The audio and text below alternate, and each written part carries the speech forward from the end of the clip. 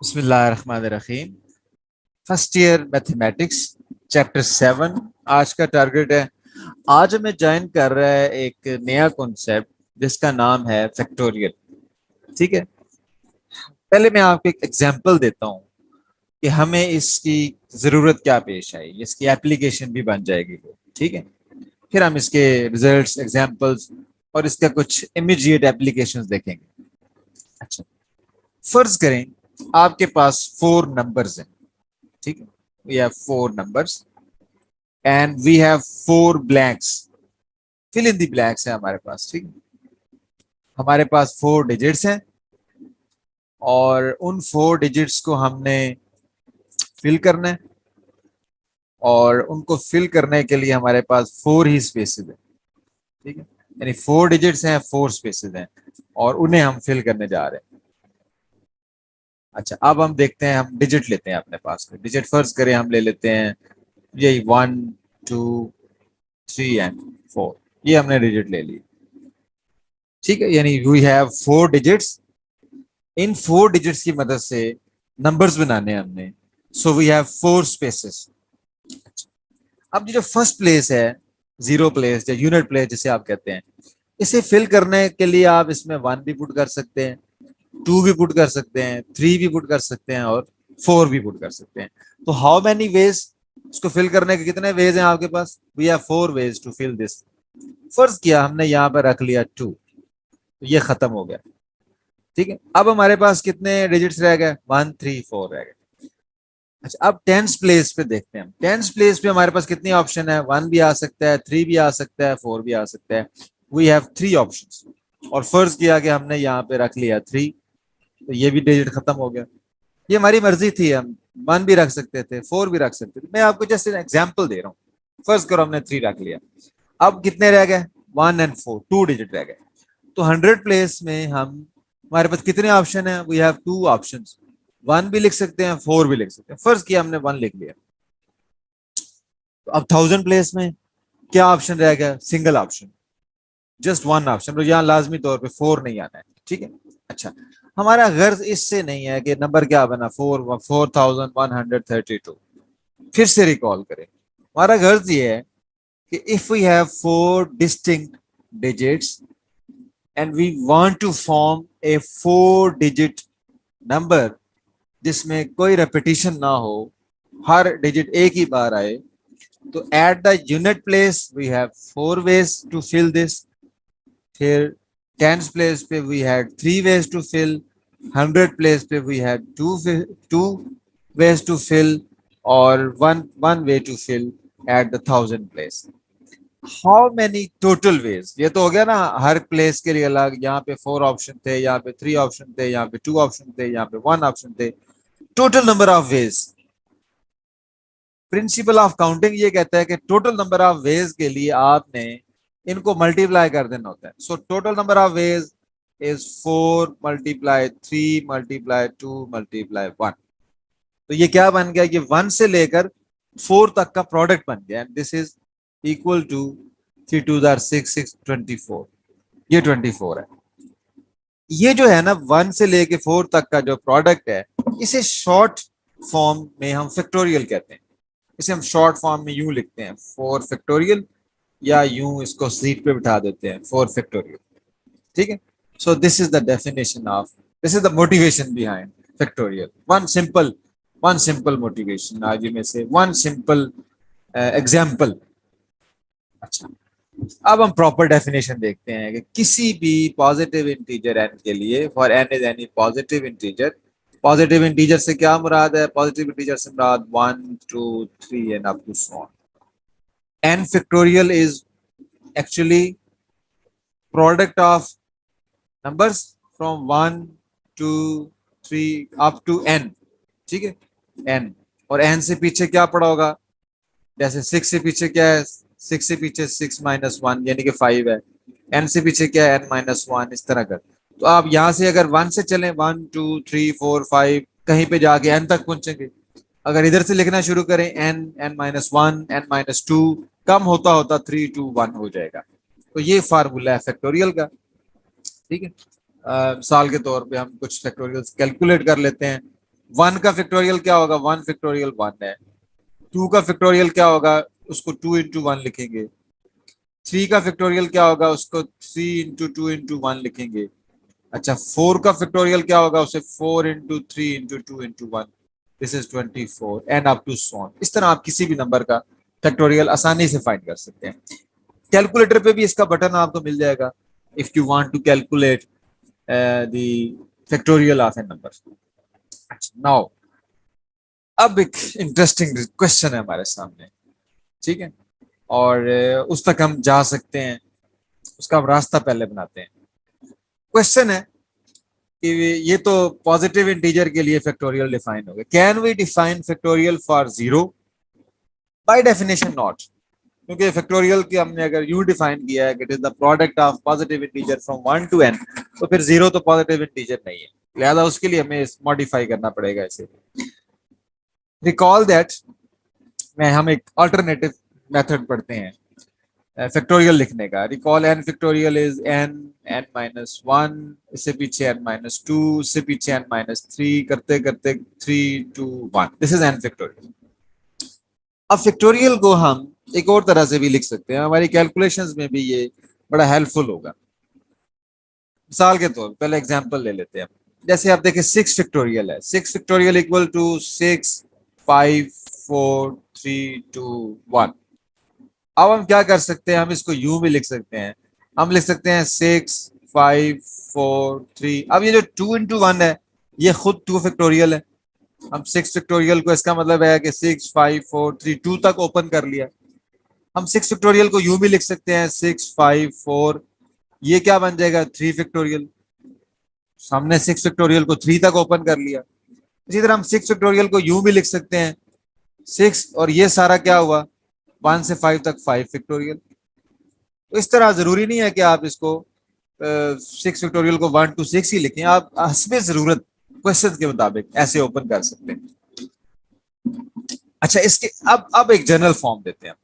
इसे देखते हुए हम एक फार्मूला बनाते हैं। हमारा फार्मूला ये है कि एन फैक्टोरियल को आप यू लिख सकते हैं, यानी एन फैक्टोरियल को अगर आप ओपन करेंगे तो सबसे पहले आपके पास एन आएगा, उसके बाद आपके पास जो भी आएगा वो 1 से लेकर, क्योंकि n माइनस वन तक होगा, लिहाजा वो n माइनस वन का फैक्टोरियल होगा। सो n फैक्टोरियल को आप यूं भी ओपन कर सकते हैं कि n factorial is equal to n, और बाकी जितना भी है ये n माइनस वन का फैक्टोरियल बन जाएगा। This is short form for n factorial, ठीक है। But this is very important and very interesting.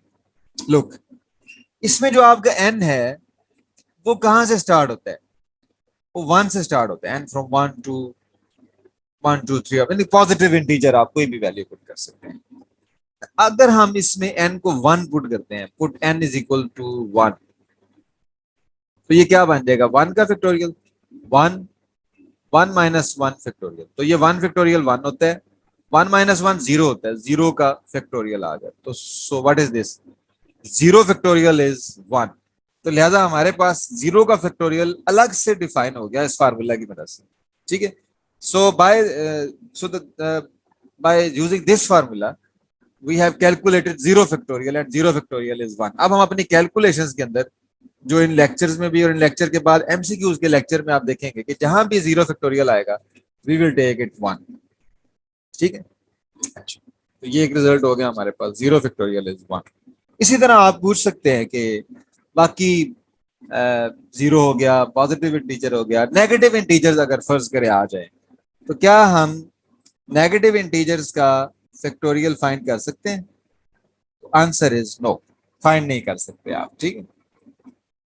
इसी तरह मैं जस्ट आपको अभी रिजल्ट बता रहा हूं, आप ट्राई करके देख लें, it will create lots of problems. इसी तरह क्वेश्चन आता है फ्रैक्शंस का कि एन अगर रैशनल नंबर है पी बाय क्यू, तो क्या हम डिफाइन कर सकते हैं factorial P by Q? Answer is no. क्यों? क्योंकि बाय डेफिनेशन फैक्टोरियल डिफाइन होता है पॉजिटिव इंटीजर के लिए, और ये पॉजिटिव इंटीजर नहीं है। लेकिन आगे चल के आप देखेंगे कि जब हम बीएससी कैलकुलस में जाएंगे और इंटीग्रेशन पे जाएंगे, तो फिर वहां पे हमें एक फंक्शन, एक नया फंक्शन हमें ज्वाइन करेगा, जिसे हम कहेंगे गैमा फंक्शन। गैमा फंक्शन वो हमें बताएगा कि अगर फैक्टोरियल डिफाइन होता है पॉजिटिव इंटीजर के लिए, तो गैमा डिफाइन हो सकता है फ्रैक्शंस के लिए भी। और गैमा एक जनरलाइजेशन होगी फैक्टोरियल की, यानी एक रिलेशन देखेंगे कि gamma n plus one gives n factorial, यानी गैमा आपका फैक्टोरियल भी कवर कर लेगा, पॉजिटिव इंटीजर और जीरो उसमें कवर हो जाएगा, और इसके अलावा वो रैशनल नंबर्स के लिए भी आपको एक नेबल बदल साबित होगा फैक्टोरियल का। ठीक है, लेकिन ये हमें इस वक्त ये हम डिस्कस करेंगे कैलकुलस के अंदर जो बीएससी लेवल का है, या रियल एनालिसिस के अंदर, इम्प्रॉपर इंटीग्रल्स के अंदर। ठीक है, नेक्स्ट स्टेप पे चलते हैं। अब कुछ आपको मैं एक मजीद कुछ की पॉइंट्स दे रहा हूँ फैक्टोरियल के बारे में, जिसे हम यूज करते हुए आगे चलेंगे एक्सरसाइजेस पे और अगले टॉपिक्स पे। कुछ कैलकुलेशंस मैं आपको समझाता हूँ। एक क्वेश्चन है 6 फैक्टोरियल ओवर 2 फैक्टोरियल, इसे हम कैसे सॉल्व करें। हम फैक्टोरियल को ओपन करेंगे, 6 5 4 3 2 1 भी लिख सकते हैं, लेकिन नीचे क्योंकि 2 फैक्टोरियल पड़ा है तो इसे हमने 2 फैक्टोरियल तक ओपन कर लिया। 2 फैक्टोरियल कैंसिल हो जाएगा तो ये बाकी मल्टीप्लाई हो जाएगा, 4 3 12, 12 5 66, ये 36 है। ठीक है, अच्छा, यहाँ पे एक मिस्टेक है, आप देख लें, कुछ लोग ये मिस्टेक करते हैं कि वो 6 फैक्टोरियल ओवर 2 फैक्टोरियल को क्या करते हैं, 2 को कैंसिल कर देते हैं, 2 3 6, तो answer is 3 factorial. This is wrong. आप अभी देख लें कि अगर, क्योंकि 6 फैक्टोरियल में 6 5 4 3 2 1 सारा कुछ पड़ा है, 2 फैक्टोरियल ने जस्ट 2 से कैंसिल होना है। अगर आप इस तरह कैंसिल करेंगे तो ये गलत हो जाएगा। ठीक है, यानी फैक्टोरियल के अंदर नंबर्स को आप कैंसिल नहीं कर सकते, आप फैक्टोरियल ओपन करके कैंसिल कर सकते हैं। ठीक है, इसी तरह एक्सरसाइज का एक क्वेश्चन है, बहुत इजी क्वेश्चन है, ये कोई प्रॉब्लम नहीं आएगा इसमें आपको। 15 फैक्टोरियल इंटू 15 - 15, ये बेसिकली इंडिकेशन है नेक्स्ट फार्मूला की, जो बड़ा इंपॉर्टेंट है। लेकिन बहरहाल कैलकुलेशन क्या तक दिस वेरी सिंपल, 15 15 से कैंसिल हो गया, और 15 - 15 0 फैक्टोरियल 1 है, so we get 1, no problem this question है। अच्छा, इसी तरह आप इसका रिवर्स प्रोसेस भी समझ लें कि अगर आपको कहीं पे फैक्टोरियल के अंदर चेंज करना पड़े नंबर्स को, तो वो भी आप कर सकते हैं। मिसाल के तौर पे हम एक क्वेश्चन यहाँ देख रहे हैं, n+2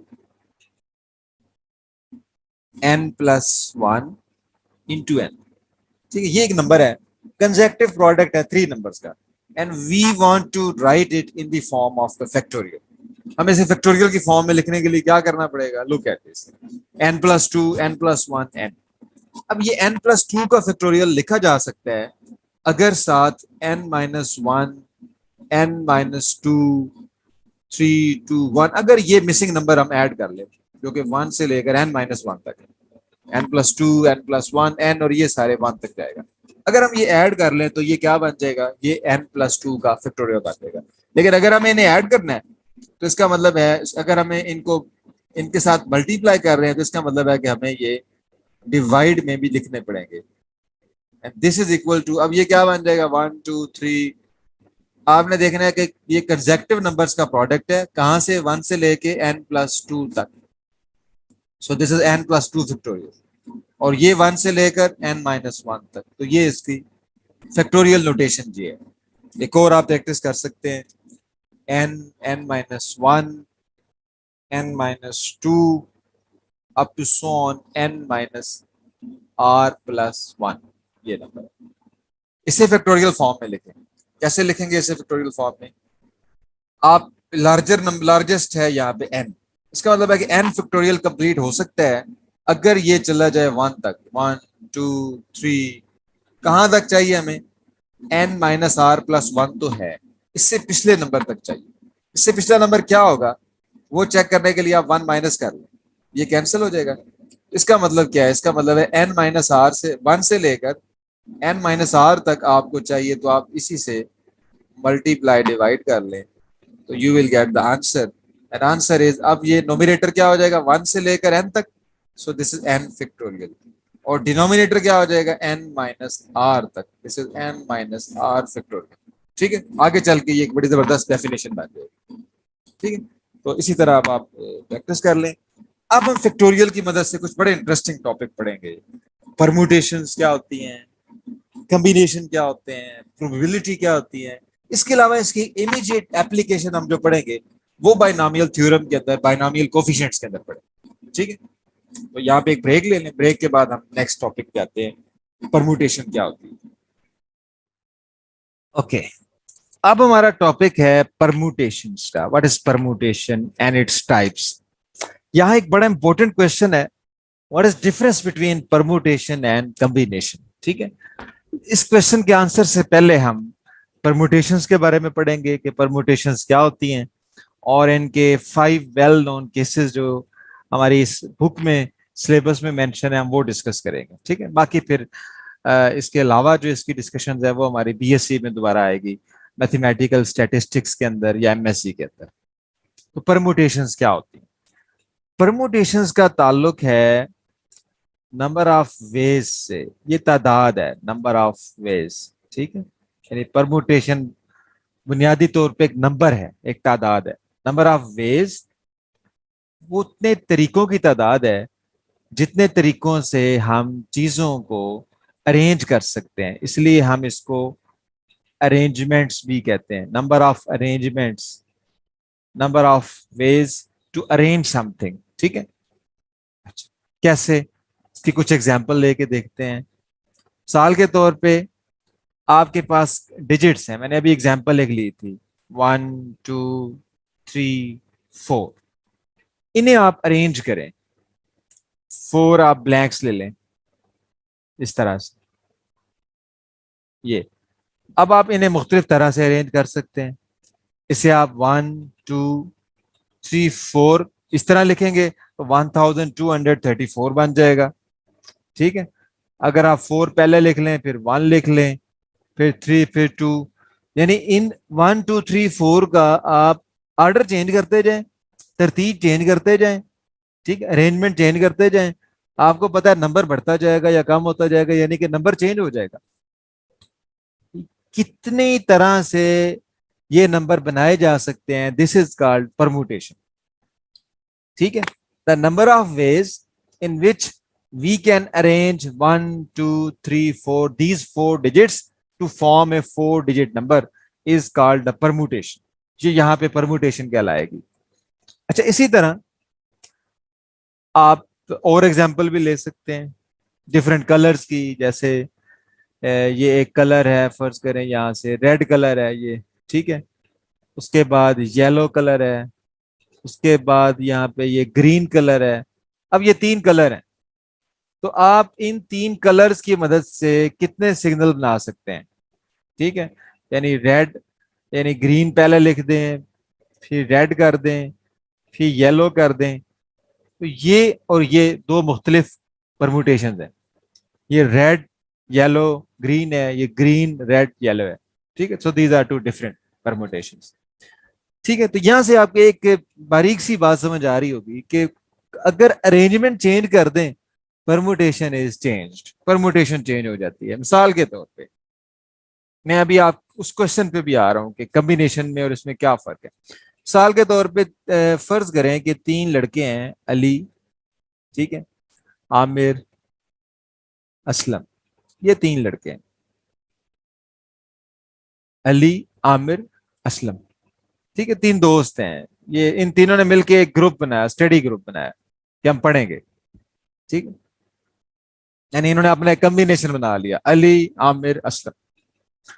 अब ये एक परमुटेशन है, अली, आमिर, असलम, के अली यहाँ बैठा है, आमिर यहाँ सेकंड नंबर पे बैठा है, असलम थर्ड पे बैठा है।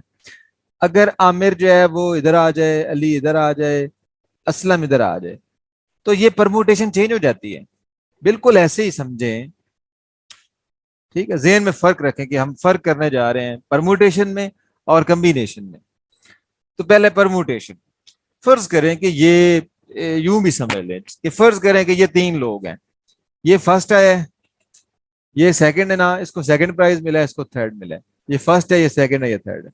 तो एक परमुटेशन ये है कि अली फर्स्ट है, आमिर सेकंड है, असलम थर्ड है। एक परमुटेशन ये है कि आमिर फर्स्ट है, अली सेकंड है, असलम थर्ड है। ये 2 मुख्तलिफ परमुटेशन है, ये और ये डिस्टिंक्ट है। हैं वही तीन लोग उसमें भी और इसमें भी, लेकिन ये परमुटेशन डिस्टिंक्ट है। जैसे हैं ये 4 डिजिट सेम ही, लेकिन ये 1234 है, ये 4132 है। ये सिग्नल तीन ही है, कलर तीनों सेम है दोनों में, लेकिन तरतीब चेंज है। अगर तरतीब के चेंज होने से, अरेंजमेंट के चेंज होने से कहानी आपकी बदल जाए, उसे परमुटेशन कहते हैं। If your story is change with the change in order, then that is called permutation. And what is combination? Combination क्या होता है डिटेल से तो हम अगले लेक्चर में पढ़ेंगे, लेकिन ये बहुत इंपॉर्टेंट होने की वजह से मैं डिस्कस कर रहा हूं यहाँ पे। कम्बिनेशन क्या है? कम्बिनेशन ये है कि आपकी क्लास में से तीन तीन लोगों ने पढ़ने के लिए स्टडी ग्रुप बनाए कि हम मिलके तैयारी करेंगे, अली, आमिर और असलम, हम मिलके तैयारी करेंगे। अब ये जो पहली परमुटेशन है जिसमें अली पहले नंबर पे बैठा है, फिर आमिर, फिर असलम, और ये जो दूसरी परमुटेशन है जिसमें आमिर पहले नंबर पे है, दूसरे पे अली है, तीसरे पे असलम है, ये दोनों एक ही कम्बिनेशन है। क्यों? क्योंकि वही तीन लड़के इस ग्रुप में हैं जो इस तो ग्रुप तो ये एक ही है। अगर आप इसे एक ग्रुप कंसिडर करें कि तीन तीन लड़के मिलके स्टडी ग्रुप बना रहे हैं, तो ये ग्रुप तो एक ही है। हमें नहीं फर्क पड़ता कि अली किस सीट पे बैठे, आमिर कहाँ बैठे, असलम कहाँ बैठे, वो ग्रुप नहीं चेंज होगा। यानी ग्रुप से मुराद वो कम्बिनेशन चेंज नहीं होगा। कम्बिनेशन तब चेंज होगा जब इसमें से कोई आदमी चेंज होगा, कोई स्टूडेंट चेंज, कोई नाम चेंज होगा, तो हम कहेंगे कि ये एक नया कम्बिनेशन है। आपको बात समझ आ गई है? आप क्रिकेट की फॉर्म में थोड़ा सा इसको देखें। क्रिकेट की फॉर्म, क्रिकेट में फर्ज करें 11 प्लेयर गेम खेल रहे हैं, ठीक है। अब यहां पे दो चीजें होती हैं। एक चीज होती है, पहली चीज है टीम, दूसरी चीज है आपका बैटिंग या बॉलिंग ऑर्डर। इन दो से आप समझे, टीम से समझे और बैटिंग ऑर्डर से समझे। देखो आपके 11 प्लेयर है ना, आपके पास एक टीम बन गई है। उसके बाद आप बैटिंग ऑर्डर तय करते हैं, पहले नंबर पे ये आएगा, दूसरे पे ये आएगा, तीसरे पे ये आएगा, चौथे पे ये आएगा, पांचवें पे ये आएगा, 11वें पे ये आएगा। अब आपके पास 11 प्लेयर्स की एक टीम बन गई। उस टीम का आपने एक बैटिंग ऑर्डर तय कर लिया, तो ये जो एक बैटिंग ऑर्डर है ना, ये एक परमुटेशन है। अब अगर आप बैटिंग ऑर्डर चेंज कर देते हैं, अली ने फर्स्ट पोजीशन पे आना था, असलम ने सेकंड नंबर पे आना था, आप असलम को पहले नंबर पे कर देते हैं, अली को सेकंड नंबर पे कर देते हैं, इसका मतलब है कि आपने बैटिंग ऑर्डर चेंज कर दिया। बैटिंग ऑर्डर चेंज होने का मतलब है कि आपकी जो परमुटेशन है ना, वो चेंज हो गई है। ये एक नई परमुटेशन है बैटिंग ऑर्डर चेंज होने से। पहली बैटिंग ऑर्डर एक परमुटेशन, फिर उनका बैटिंग ऑर्डर चेंज किया, ये दूसरी परमुटेशन है, फिर बैटिंग ऑर्डर चेंज करते हैं तो ये तीसरी परमुटेशन है, ठीक है। जबकि टीम वो एक ही है। टीम कब बदलेगी? जब इन 11 प्लेयर में से कोई तब्दीली करेंगे, किसी नए प्लेयर को या किसी प्लेयर को रिप्लेस करेंगे, तो टीम बदलेगी। तो ये जो टीम है ना, ये है कम्बिनेशन। लिहाजा अगर वही 11 खिलाड़ी रहते हैं तो कम्बिनेशन एक ही है। और ये जो बैटिंग ऑर्डर है, ये परमुटेशन है, तरतीब है, किस तरतीब से वो बैटिंग के लिए आते हैं। तो this is the difference between the combination and the permutation, ठीक है।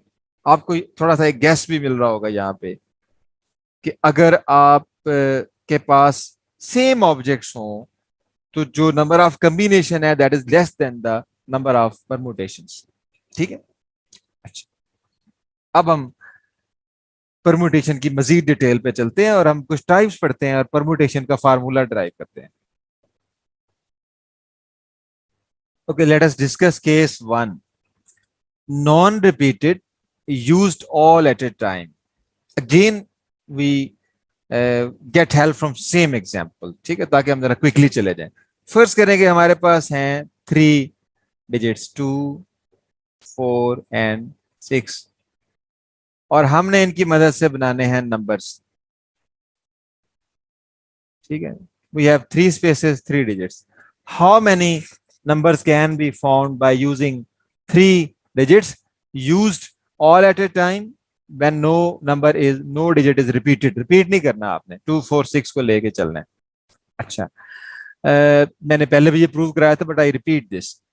अब देखें, ये आपके पास यूनिट प्लेस है, ठीक है, वंस प्लेस है, ये टेंस प्लेस है, ये हंड्रेड प्लेस है।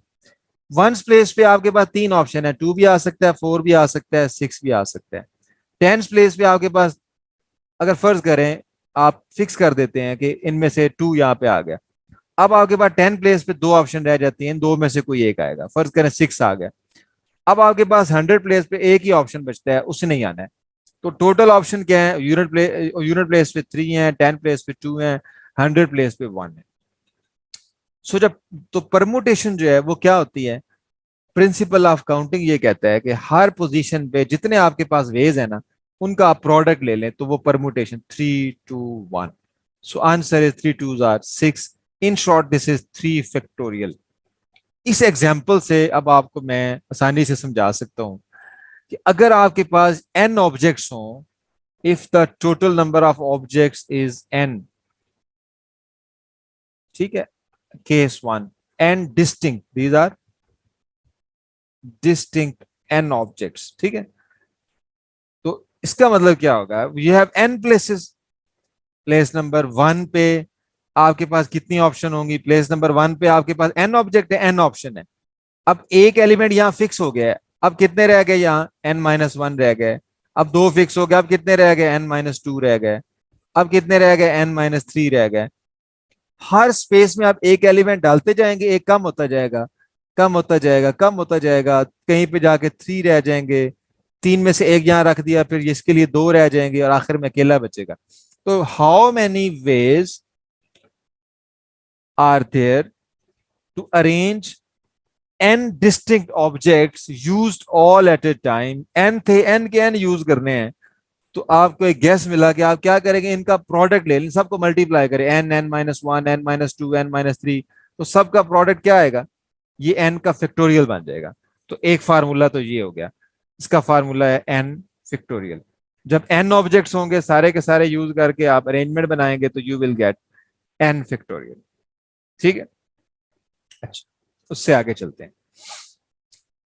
अब जरूरी नहीं है कि हमें जितने ऑब्जेक्ट दिए हों सारे यूज करें। बाज़ औक़ात हमें ये कहा जाता है, जैसे मिसाल के तौर पे अ, हमारे पास स्पेसेस हैं 3, वी हैव 3 स्पेसेस, और हमें कहा जाए कि आपके पास जो डिजिट्स हैं वो हैं 1 2 3 4 5, 5 डिजिट्स हैं।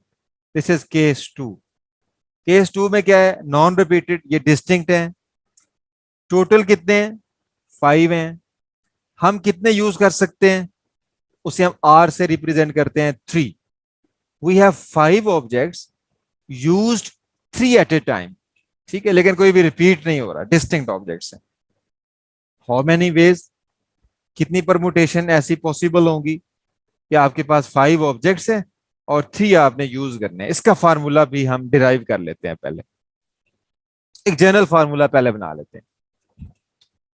फर्ज करते हैं हम कि हमारे पास टोटल ऑब्जेक्ट्स हैं एन, आर हम यूज कर सकते हैं उसमें से। इसका मतलब है कि ये जो स्पेसेस है ना, ये आर है, 1 2 3, r-1 आर, ये आर स्पेसेस है, ठीक है। अच्छा, अब देखें जरा आप, नंबर 1, फर्स्ट स्पेस को फिल करने के लिए आपके पास कितने ऑब्जेक्ट हैं, एन ऑब्जेक्ट हैं, तो यहां पे आपके पास एन चॉइसेस हैं। सेकंड प्लेस को फिल करने के लिए आपके पास टोटल एन में से एक तो यहां आ गया, एक कम कर दें, n-1 है, ठीक है। आपके पास एन चीजें थी, एक आपने यहां रख दी, n-1 रह गए, उन n-1 में से कोई एक आप यहां रख सकते हैं। इसका मतलब है कि सेकंड प्लेस को फिल करने के लिए आपके पास n-1 ऑप्शन है। फर्ज करो फिल कर दी, अब कितने रह गए, n-2 रह गए, दो फिक्स हो गई, एक यहाँ पे एक यहाँ पे। थर्ड प्लेस को फिल करने के लिए आपके पास n-2 ऑप्शन है। इसी तरह चलते चले जाएं, r-1 प्लेस पे आप चले, पहले आर पे आप पहुंच गए। आर पे कितनी ऑप्शन बची होंगी, ये देखें, जब 2 पे थे तो 2 से एक कम, n-1। जब 3 पे थे तो उससे एक कम, n-2। जब आर पे पहुंचे तो उससे एक कम, यानी कि r-1। इतनी ऑप्शन पड़ी है आपके पास। अब जरा आप इनको मल्टीप्लाई करें, तो आपके पास टोटल परमुटेशन वो क्या आएगी, n-r+1 कर दें इसको, n-r+1। इससे पीछे क्या होगा, साफ जाहिर है, फिर इसके पीछे इससे बड़ा नंबर हो, क्योंकि n बड़ा नंबर है, बड़े नंबर की तरफ जा रहे हैं, n minus are plus one है, तो यहाँ पे क्या होगा, प्लस टू हो जाएगा ऐसे। और ये चलते चलाते n-2, n-1 और n, तो ये आंसर आ जाएगा। These are the number of permutation. अब इसे जरा आप शॉर्ट फॉर्म में लिखे, मैंने आपको फर्स्ट पार्ट में ये समझाया था कि आप बड़ा नंबर देखते हैं कौन सा, बड़ा n है, n का फैक्टोरियल बनाने के लिए यहां आपको n-r का फैक्टोरियल चाहिए। तो आप क्या करें, n-r के फैक्टोरियल से मल्टीप्लाई कर दें, n-r के फैक्टोरियल से आप डिवाइड कर दें, तो ये जो नोमिनेटर है ये क्या बन जाएगा, n-r फैक्टोरियल का मतलब है कि 1 से लेकर n-r तक ये पड़ा है, उसके बाद ये उससे बड़ा है, ये उससे बड़ा है, करते करते कहाँ चला गया, n तक, तो ये n का फैक्टोरियल मुकम्मल हो गया। और डिनोमिनेटर में n-r, तो ये फार्मूला बन गया, और इसे हम लिखते हैं npr, npr पढ़ते हैं इसको, npr के total n object used r at a time. मिसाल के तौर पे 5pr, 5p3 बनेगा, वो क्या बनेगा, 5 फैक्टोरियल ओवर 5 माइनस 3 फैक्टोरियल। तो आप याद कर लें, एनपीआर का फार्मूला क्या बनेगा, NPR is equal to N factorial over N minus R factorial. तो सेकंड फार्मूला हमारे पास ये बन गया, N P R which is equal to N factorial over N minus R factorial. ठीक है, ये कब होगा, जब एन ऑब्जेक्ट है और उसमें से आर यूज करने हैं। अब आप जरा गौर करें कि जो पहला केस है वो इसका एक स्पेशल केस बन जाएगा। अगर इस फार्मूला में एनपीआर में आप पुट करते हैं, मसलन आप एन इक्वल टू आर कर दें कि एन ऑब्जेक्ट है और सारे के सारे यूज करने, आर भी एन है और एन भी एन है, ठीक है, आपका फार्मूला ये है एन पी आर। अगर आप आर को भी एन पुट कर दें कि एन ऑब्जेक्ट है, सारे के सारे एट ए टाइम यूज करने हैं, तो क्या फार्मूला बनेगा, N factorial over N minus N, क्योंकि इनको माइनस करना होता है, एन माइनस एन फैक्टोरियल, तो ये बन जाएगा N factorial over zero factorial, तो ये बन जाएगा एन फैक्टोरियल। ठीक है, और यही केस वन है। इसका मतलब है कि जो केस वन है वो स्पेशल केस है केस टू का, या यूं कह लें case two is generalisation of case one. ये जो केस टू है ये केस वन की एक जनरलाइजेशन है। इसके अलावा आप कैलकुलेशन करें, एन पी जीरो का क्या जवाब आता है, एन पी वन का क्या जवाब आता है। ठीक है, थोड़ा सा प्रैक्टिस के लिए यूज कर लें। आप कुछ रिजल्ट्स भी देखिएगा, यानी आप देखें कि एन पी आर है, N P R minus one है, ठीक है, N P N minus R है। जरा आप इनके रिजल्ट्स ऑब्जर्व करें, इनका रिलेशनशिप देखें आपस में। ठीक है, चलें यहाँ हम एक ब्रेक लेते हैं, ब्रेक के बाद जब आप आएंगे तो हम पढ़ेंगे permutations when we have repeated objects। ठीक है, when we have some repeated objects, and then about circular permutation। ठीक है, बिस्मिल्लाहिर्रहमानिर्रहीम। चैप्टर 7, टॉपिक चल रहा था परमुटेशन का। हमने परमुटेशन यानी नंबर ऑफ अरेंजमेंट्स डिस्कस की when we have distinct objects. आज हम स्टडी करेंगे कि what happens when we have alike objects, when one or more objects are repeated or same, then how can we calculate their number of permutations, and that number is how that number is different from the number of permutations of distinct objects। ठीक है, we can compare। एक example लेते हैं। फर्ज करें कि हमारे पास 3 alphabets हैं ए बी सी, इन्हें आप 3 ऑब्जेक्ट्स ले लें कि ये 3 ऑब्जेक्ट्स हैं ए बी एंड सी, और हम इनकी डिफरेंट परमुटेशन डिस्कस करना चाहते हैं। Now the number of objects is 3, and with the 3 distinct objects we can have 3 factorial permutation, which is equal to 3 cross 2 cross 1, which is 6। so number of permutation is 6। ठीक है, A B सी आपके पास 3 different objects थे, 3 factorial permutation possible है, तो 6 permutation possible है। उन्हें बनाना भी कोई प्रॉब्लम नहीं आपके लिए, ए बी सी लिखा हुआ है, उसके बाद आप ए सी बी कर दें, फिर बी के साथ 2 परमुटेशन बन जाएंगी, ए सी एंड सी ए, उसके बाद सी के साथ बनेंगी ए बी एंड बी ए। ठीक है, तो ये वो 6 परमुटेशन है जो ए बी सी के साथ बन सकती है when these 3 objects are distinct। अच्छा, अब फर्ज करें कि हमारे ऑब्जेक्ट सेम है, ए और बी सेम है। ठीक है, सेम का मतलब है कि फर्ज करें पहला ऑब्जेक्ट भी ए है, दूसरा भी ए है, तीसरा सी है। अब जरा देखें कि क्या होगा इससे, ए सी, यानी जहां बी है put B is equal to A, B को ए पुट कर रहे हैं, तो ये बन जाएगा ए सी ए, ये बन जाएगा बी ए, बी की जगह ए पुट कर दिया, डबल ए सी, फिर बन गया ए सी ए, फिर बन गया सी ए, फिर बन गया सी ए। ठीक है, इसका मतलब देखें कि ये डबल ए सी कितनी बार आ रहा है, डबल ए सी 2 बार आ रहा है, तो ये रिपीट हो रहा है, इसको काट देते हैं। ए सी ए, ये भी 2 बार आ रहा है, इसको हम काट देते हैं।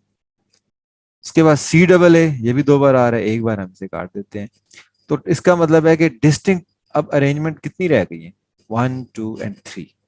सो व्हाट हैपेंड, क्या हुआ, हुआ ये कि आपका जो ए और बी था, इसने जो परम्यूट करना था ए और बी ने, यानी ए बी ने कभी बी ए होना था, कभी कभी उसने एक साइड पे ए पड़ा होना था, एक साइड पे बी पड़ा होना था, कभी इधर बी आना था, ए इधर आना था। तो वो जब सेम हुए तो वो सारे के सारी अरेंजमेंट सेम हो गई, लिहाजा हमें माइनस करना पड़ी। और अब कितनी अरेंजमेंट बनी हमारे पास, ऑब्जेक्ट्स कितने थे, 3। होनी कितनी चाहिए थी, होनी चाहिए थी 3 फैक्टोरियल, लेकिन कितने ऑब्जेक्ट्स अलाइक थे, 2 ऑब्जेक्ट्स अलाइक थे। उससे क्या हुआ, it is divided by 2 factorial. क्यों, क्योंकि ये जो ए और ए हैं, इनकी जो परमुटेशन 2 ऑब्जेक्ट्स की अगर ये डिस्टिंक्ट होते तो 2 फैक्टोरियल इसमें बननी थी, जो कि नहीं बनी, तो divided by 2 factorial which is equal to 3 into 2 into 1, 2 into 1, answer is 3। तो इस एग्जाम्पल से आपने देखा कि जितने ऑब्जेक्ट्स अलाइक हों यानी सेम हो, उससे क्या होता है, उससे नंबर ऑफ अरेंजमेंट्स जो है वो रिड्यूस हो जाती हैं, कम हो जाती है। ठीक है, और कितनी कम हो जाती हैं, साल के तौर पे हम अगर एक फार्मूला बनाना चाहते हैं, आप एक जनरल फार्मूला बनाते हैं, फर्ज करें कि जो x है ये नंबर ऑफ परमुटेशंस है विद अलाइक ऑब्जेक्ट्स, और जो n फैक्टोरियल है ये नंबर ऑफ परमुटेशंस है विद डिस्टिंक्ट ऑब्जेक्ट्स। आप ऑलरेडी जानते हैं एन डिस्टिंक्ट ऑब्जेक्ट्स हो तो n फैक्टोरियल बनने चाहिए। अगर कुछ अलाइक हैं तो हम फर्ज करते हैं कि अब जो कम हो गई है it is reduced, X is less than N factorial. ये एक्स जो है ये नंबर ऑफ परमुटेशन है अलाइक ऑब्जेक्ट्स के साथ, this is less than the number of arrangements of distinct objects. अब ये कितना कम है, फर्ज किया कि आपके पास एक ऑब्जेक्ट जो है वो 2 टाइम रिपीट हो रहा है, 2 टाइम रिपीट हो रहा है। ठीक है, तो 2 टाइम्स का मतलब ये है कि इसने 2 फैक्टोरियल होना था, तो अगर ये 2 डिस्टिंक्ट होते, ठीक है, लेकिन क्योंकि ये लाइक है तो लिहाजा ये कम हो गए। अब अगर हम x को मल्टीप्लाई कर दें 2 फैक्टोरियल से, तो फिर ये वो कमी दूर हो जाती है, यानी इसके अंदर जो नंबर ऑफ परमुटेशंस हैं वो अगर x हैं अलाइक ऑब्जेक्ट्स के साथ, अगर हम इन्हें डिस्टिंक्ट कर दें, इसे इसे b बना दें, तो क्या होगा, ये पहले सेम थे अब डिस्टिंक्ट हो जाएंगे। अब जो नई नंबर ऑफ परमुटेशन होंगी वो मल्टीप्लाई बाय 2 फैक्टोरियल, क्योंकि प्रिंसिपल ऑफ काउंटिंग हमें यही कहता है कि आप अलग अलग इनकी जो पॉसिबल वेज हैं वो कैलकुलेट करके फिर टोटल फाइंड करने के लिए मल्टीप्लाई करते हैं। So x into 2 factorial is equal to n factorial here in this example. ठीक है, तो यहाँ से हम यहाँ से अगर हम x कैलकुलेट करना चाहें अलाइक ऑब्जेक्ट्स की जो परमुटेशन है तो वो बनेगी n फैक्टोरियल ओवर 2 फैक्टोरियल। ठीक है, एक और एग्जांपल ले लें आप, एग्जाम्पल लेते हैं हम ए एंड बी, ये एक और एग्जाम्पल ले लेते हैं, 3 एज हैं और 2 बीज हैं। So the number of objects total हैं कितने, चाहे वो एक जैसे हैं चाहे डिस्टिंक्ट हैं, टोटल ऑब्जेक्ट्स इस वक्त आपके पास 5 है, टोटल ब्लैंक्स आपके पास 5 है। ठीक है, अगर ये डिस्टिंक्ट होती तो फिर परमुटेशंस कितनी होनी थी, डिस्टिंक्ट की फॉर्म में 5 फैक्टोरियल होनी थी। ठीक है, अब इसके अंदर है रेपिटेशन, आपके पास ए 3 टाइम रिपीट हो रहा है, बी 2 टाइम्स रिपीट हो रहा है, let X be the number of permutations. ठीक है, with these alike terms, then x is of course less than n factorial, n क्या है 5 factorial, x is less than 5 factorial। कितना लेस है, इसे मल्टीप्लाई करने के लिए आप ये देखें ए अगर ये डिस्टिंक्ट होते तो इनकी परमुटेशन कितनी बननी थी, 3 फैक्टोरियल, अगर ये डिस्टिंक्ट होते तो इनकी परमुटेशन बननी थी 2 factorial. It mean x multiply 3 factorial multiply 2 factorial. this becomes equal to 5 factorial. So in this way, x is equal to 5 factorial over 3 factorial 2 factorial. In general क्या समझ आई आपको? इन जनरल आपको ये समझ आई कि अगर आपके पास हो n objects, total n object उसी में रिपीट हो रहे हैं, नहीं हो रहे हैं, उनमें से n1 ऑब्जेक्ट्स एक तरह के हैं, ठीक है, n2 ऑब्जेक्ट्स एक तरह के हैं। जैसे इस एग्जांपल में देखा हमने कि तीन ए जो है वो एक तरह के हैं तो n1 3 है, दो बी एक तरह के हैं तो n2 2 है, इसी तरह n3 भी हो सकता है। ये कुछ ऑब्जेक्ट्स हैं जो एक जैसे हैं, उनकी तादाद n3 है, यानी कुछ ऑब्जेक्ट जो एक जैसे हैं उनकी तादाद n1 है, कुछ की n2 है, कुछ की n3 है। बाकी यूनिक वाले हैं, यूनिक वालों को हम नहीं यहाँ पे लिख रहे। तो हमारा फार्मूला क्या बनेगा? इसे हम इस तरह डिनोट करते हैं, n total number of objects, नीचे हम लिखते हैं alike objects n1 n2 n3, जो एक से ज्यादा बार आ रहे हैं उनकी तादाद। तो ये फार्मूला बनता है हमारे पास n factorial over n1 factorial n2 factorial n3 factorial and up to so on. और आपने ये दो एग्जांपल्स में देख लिया, ठीक है। तो ये होगी permutation of alike objects when one or more objects are repeated, ठीक है। Next we have a case of circular permutations. Circular permutations calculate कैसे की जाती हैं? पहले तो आप देखिए, सर्कुलर परमुटेशन नाम से ही आपको पता चल रहा है कि अब आपके जो ऑब्जेक्ट्स हैं वो एक सर्कल की फॉर्म में है। जस्ट लाइक के भाई ऐसे एक राउंड टेबल हो और इसके गिर्द यहाँ पे चेयर्स लगी हो और आपने लोगों को जो है अरेंज करके यहाँ बिठाना हो, ठीक है। This is an example of a circular permutation. Another example, जैसे आपके पास है की चेन, ठीक है, और आपने इसके अंदर कीज को लगाना है, ठीक है। तो ये एग्जांपल्स हैं आपके पास सर्कुलर परमुटेशंस की। एंड समटाइम्स आपके पास जैसे एक आप हार बनाते हैं, ठीक है, एक जैसे मोती उसके अंदर प्रो के, या आप एक जैसे तो नहीं कहने चाहिए, डिफरेंट कलर्स के, ठीक है। तो ये बात यहाँ पे याद रखें कि आपके जो सिलेबस में सर्कुलर परमुटेशंस हैं ये भी डिफरेंट ऑब्जेक्ट्स की हैं, when objects are different. Alike का केस नहीं है यहाँ पे, डिफरेंट ऑब्जेक्ट्स के साथ, ठीक है। Circular permutation when objects, when we have different are distinct objects. अच्छा, सबसे पहले तो आप एक कंपैरिजन जेन में फिर बनाएं कि अगर आपके पास n डिस्टिंक्ट ऑब्जेक्ट्स हो, n डिस्टिंक्ट ऑब्जेक्ट्स, ठीक है, डिस्टिंक्ट यहाँ पे बड़ी इंपॉर्टेंट बात है। If we have n distinct objects in a row, in a line, ठीक है, एक लाइन में आपके पास n ऑब्जेक्ट्स हैं और वो डिस्टिंक्ट है, तो हमारे पास टोटल नंबर ऑफ परमुटेशन कितनी बनेगी? वो बनेगी n factorial. This is very simple, very easy. Now we have objects in the form of a circle. मिसाल के तौर पे अगर समझने के लिए इसे ए कह देते हैं, इसे बी कह देते हैं, इसे सी कह देते हैं, इसे डी कह देते हैं, इसे ई कह देते हैं, इसे एफ कह देते हैं, ठीक है। फर्ज करो कि ये 6 लोग हैं, A B C D E F, इन्हें आपने टेबल के गिर्द बिठाना है। अगर ये 6 ऑब्जेक्ट्स होते, distinct objects in a row, in a line, तो फिर तो आपके पास जो नंबर ऑफ परमुटेशंस थी वो थी 6 factorial and it was very simple, ठीक है, लीनियर केस में। लेकिन सर्कुलर वाले केस में क्या होगा? अब देखें, ये एक एक अरेंजमेंट आपके सामने है। अरेंजमेंट है ए, फिर बी है, फिर सी है, फिर डी है, फिर ई है, फिर एफ। तो आप एक्सपेक्ट कर रहे हैं कि ये 6 ऑब्जेक्ट्स हैं, so number of permutation should be 6 factorial. अच्छा, आप जरा गौर करें, ये जो ए है, अगर ये इस फर्स्ट पोजीशन ये यहां इसकी ना हो, आप इसे रोटेट कर दें, रोटेट इस तरह कर दें कि ए बी की पोजीशन में आ जाए, बी सी की पोजीशन में आ जाए, सी डी की पोजीशन में आ जाए, ठीक है, डी ई की पोजीशन में आ जाए, ई एफ की पोजीशन में आ जाए, इस तरह करके, ठीक है। यानी ए बी की पोजीशन में आ गया तो बी सी की, सी डी की, डी ई की पोजीशन में आ गया, ई जो है वो एफ की पोजीशन में आ गया, इस तरह करके, ठीक है। तो जस्ट आप इमेजिन करें कि ये एक रोटेशन है। क्या किया हमने? इनको रोटेट कर दिया, ए इधर से शुरू करने के बजाय ए इधर से शुरू कर दिया। लेकिन आप देखें ए के, अगर मैं फ्रंट से देख रहा हूं तो इधर ए के राइट साइड पे बी है, लेफ्ट साइड पे एफ है। यहाँ क्या है? ए के राइट साइड पे बी है, लेफ्ट साइड पे एफ है। जैसे ए के बाद बी, फिर सी, फिर डी, फिर ई, फिर एफ था, ऐसे ही ए के बाद बी सी डी और एफ है। इसका मतलब है कि भाई इसमें इन दो परमुटेशन में कोई फर्क नहीं।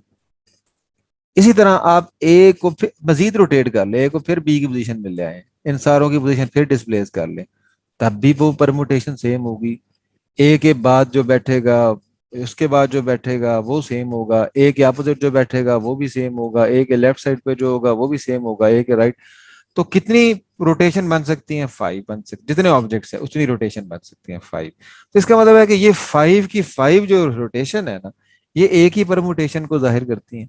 और ये बात लीनियर में नहीं थी ऐसी। मिसाल के तौर पे अगर इधर ए है, बी है, सी है, डी है, ई है, एफ है, अगर आप इसको यहाँ उस किस्म की रोटेशन दें, यानी ए इधर आ जाए, बी इधर आ जाए, सी इधर आ जाए, डी इधर आ जाए, ई इधर आ जाए, और एफ कहाँ चला जाएगा? वो यहाँ आ जाएगा। तो ये एक डिफरेंट परमुटेशन थी। यहाँ ए के लेफ्ट पे कोई नहीं, लेकिन यहाँ ए के लेफ्ट पे एफ है और राइट पे बी है। ठीक है, लीनियर केस में ये एक डिस्टिंक्ट परमुटेशन थी और इस तरह टोटल 6 फैक्टोरियल बनी थी। लेकिन सर्कुलर के केस में क्या होगा? सर्कुलर के केस में ये 5 की 5 जो है ये एक जैसी हो जाएंगी, इस 5 रोटेशन एक जैसी हो जाएंगी। और ना सिर्फ यहाँ, बल्कि कोई भी डिफरेंट परमुटेशन आप लेंगे, उसकी हर डिफरेंट, हर डिस्टिंक्ट परमुटेशन की 5 रोटेशन बनेगी इसी तरह, क्योंकि ये 5 ऑब्जेक्ट है। इसका मतलब है कि 5 5 के यहाँ पे सेट्स बन जाएंगे, 5 के मल्टीपल ऑफ 5। उनमें से हर 4 को रिड्यूस करना पड़ेगा। इसका मतलब है कि अगर आपके पास ये डिस्टिंक्ट परमुटेशन एक्स बनती हैं, ठीक है, अगर आपके पास एक्स डिस्टिंक्ट, डिस्टिंक्ट का मतलब है कि ये सारी जो रोटेशन से बनी है ये एक जैसी, ने 1 कंसिडर किया जाए। ठीक है, अगर आपके पास जो डिस्टिंक्ट सर्कुलर परमुटेशंस हैं वो एक्स हैं, तो ये एक्स लेस होगा लीनियर वाले केस यानी 6 फैक्टोरियल से, ये लेस होगा। ठीक है, अच्छा ये सॉरी 6 ऑब्जेक्ट्स हैं, तो मुझे यहाँ पे 6 कहना चाहिए था, ये 6 रोटेशन फिर बनती है। 6 ऑब्जेक्ट्स हैं, 6 रोटेशन बनती है, हर डिस्टिंक्ट परमुटेशन की 6 रोटेशन बनती है। अब जो डिस्टिंक्ट परमुटेशंस हैं वो 6 फैक्टोरियल से लेस होंगी। पहली बात, कितनी लेस होंगी वो मैंने आपको बता दिया कि हर डिस्टिंक्ट परमुटेशंस के साथ 5 रोटेशन है, 6 रोटेशन है, क्योंकि 6 ऑब्जेक्ट्स हैं और वो 6 की 6 सेम है। इसका मतलब है कि अगर यूनिक परमुटेशन यहाँ पे x है, तो अगर मैं उसे 6 से मल्टीप्लाई कर दूं, x उसको 6 टाइम्स कर दूं, 6 टाइम्स, तो फिर वो इक्वल हो जाएगी डिस्टिंक्ट या लीनियर वाले केस के, जो कि 6 फैक्टोरियल था। इसका मतलब मेरा फार्मूला क्या बनेगा? मेरा फार्मूला ये बनेगा x equal to 6 factorial by 6, and this is equal to 6 into 5 factorial over 6, and this is equal to 5 factorial. तो इन जनरल मैं क्या कह सकता हूँ? इन जनरल मैं ये कह सकता हूँ कि अगर मेरे पास n डिस्टिंक्ट ऑब्जेक्ट्स हैं, n डिस्टिंक्ट ऑब्जेक्ट्स, किस केस में? n डिस्टिंक्ट ऑब्जेक्ट्स हैं सर्कुलर परमुटेशन के केस में, then in that case the number of permutations will be n minus 1 factorial, not n factorial but n minus 1 factorial, because it will be n factorial अगर linear case हो n factorial, और कितने duplicates बनेंगे?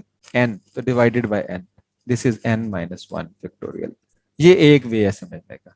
ठीक है, एक जरा अब जरा शॉर्ट सी तरीके से भी मैं आपको बताता हूँ, जिसके साथ गुजारा आपका हो जाएगा और आप अगले स्टेप पे चले जाएंगे। वो तरीका ये है, उस तरीके में हम ये कहेंगे कि आप फर्क देखें लीनियर केस में और सर्कुलर केस में क्या है। 1 2 3 4, 1 2 3 4 5 6, ये 6 प्लेसेस मैंने बनाई है। ठीक है, लीनियर केस में। सर्कुलर केस में 1 2 3 4 5 6, ये केस। अब सर्कुलर केस में बेसिकली होता है, एक शॉर्ट फॉर्म में समझना होगा आपने, होता ये है सर्कुलर केस में कि सर्कुलर केस में जो फर्स्ट पोजीशन है ना वो मैटर नहीं करती। सर्कल जो है, आप किसी एक पोजीशन को आप स्टार्टिंग पोजीशन ले सकते हैं। ए यहाँ पढ़ो, ए यहाँ पढ़ो, यहाँ पढ़ो, यहाँ पढ़ो, ए पहला जो एलिमेंट है ना, फर्स्ट एलिमेंट, उसे आपको फिक्स करना ही पड़ेगा। जहां वो बैठा है उस पोजीशन को आपको फिक्स करना ही पड़ेगा। बाकी चेंज करने से फर्क पड़ता है। अगर पूरे का पूरे को रोटेट कर दें, आपने देखा परमुटेशन में फर्क नहीं पड़ता। अगर आप यानी ये करें कि अगर आप एक पोजीशन फिक्स कर लें कि जी ये फर्स्ट पोजीशन है, फिर इसके रिस्पेक्ट से बाकी सारी पोजीशन चेंज करने से आपको डिफरेंट परमुटेशन मिलेंगी। ठीक है, यानी अगर आपके पास सर्कुलर फॉर्म में n ऑब्जेक्ट्स हैं, आपने एक फिक्स कर लिया, one any one of them is fix, एक को फिक्स कर लिया, रिमेनिंग कितने बचे? रिमेनिंग आपके पास n-1 बचे। अब ये जो रिमेनिंग n-1 है ना, ये अब सर्कल नहीं रहा, अब ये लीनियर केस बन गया है, जस्ट लाइक लीनियर केस। यानी एक सर्कल था, आपने एक पे कट लगाया, एक पोजीशन फिक्स कर दी, रिमेनिंग n-1 बने, वो एक लीनियर केस बन गया। So the now the number of permutation is actually due to n-1 objects, so the total is n-1 factorial. Now in the circular case, if we have n distinct objects, the number of permutation is n-1 factorial in this particular example when we have objects। ठीक है, जब आपके जो objects हैं ये लोग हैं जो एक टेबल के गिर्द आपके बिठाए गए हैं। अच्छा, अब एक और केस है सर्कुलर परमुटेशंस में।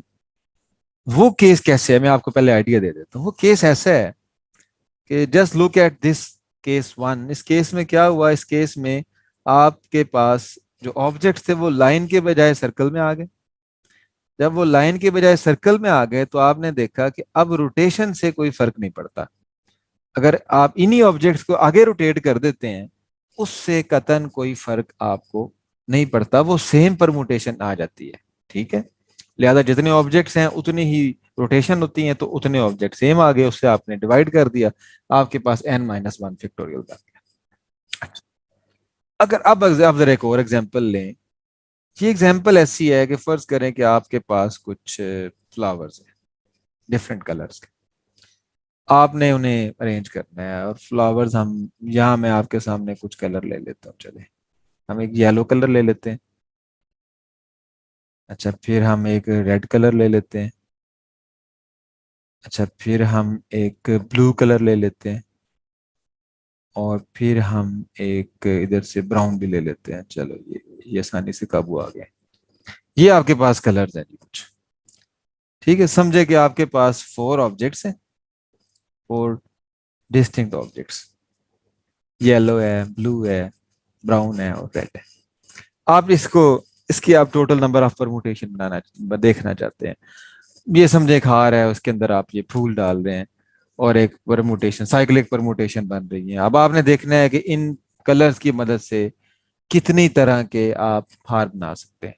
ठीक है, सबसे पहले देखें, अगर आप ये लीनियर केस होता तो एन आपके पास क्या है 4, तो ये 4 फैक्टोरियल होता अगर ये लीनियर केस होता। यानी अगर आप रखें येलो रखें और ब्राउन रखें, ब्लू रखें, रेड, इन 4 सिग्नल से आपने देखा था, क्वेश्चन भी किया था कि 4 कलर के सिग्नल्स हों, तो आपके 4 कलर्स हों तो कितनी तरह के सिग्नल बनते हैं, 4 फैक्टोरियल।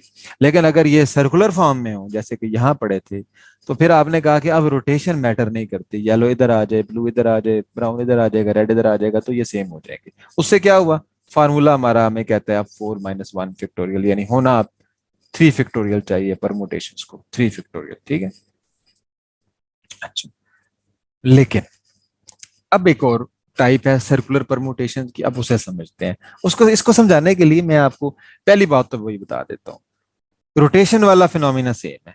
आप रोटेट कर दें, येलो इधर ले आए, ब्लू इधर, ब्राउन इधर, रेड इधर, कोई फर्क नहीं पड़ना परमुटेशन में। क्यों? क्योंकि येलो के राइट साइड पे ब्लू है, लेफ्ट पे रेड है, ऑपोजिट ब्राउन है।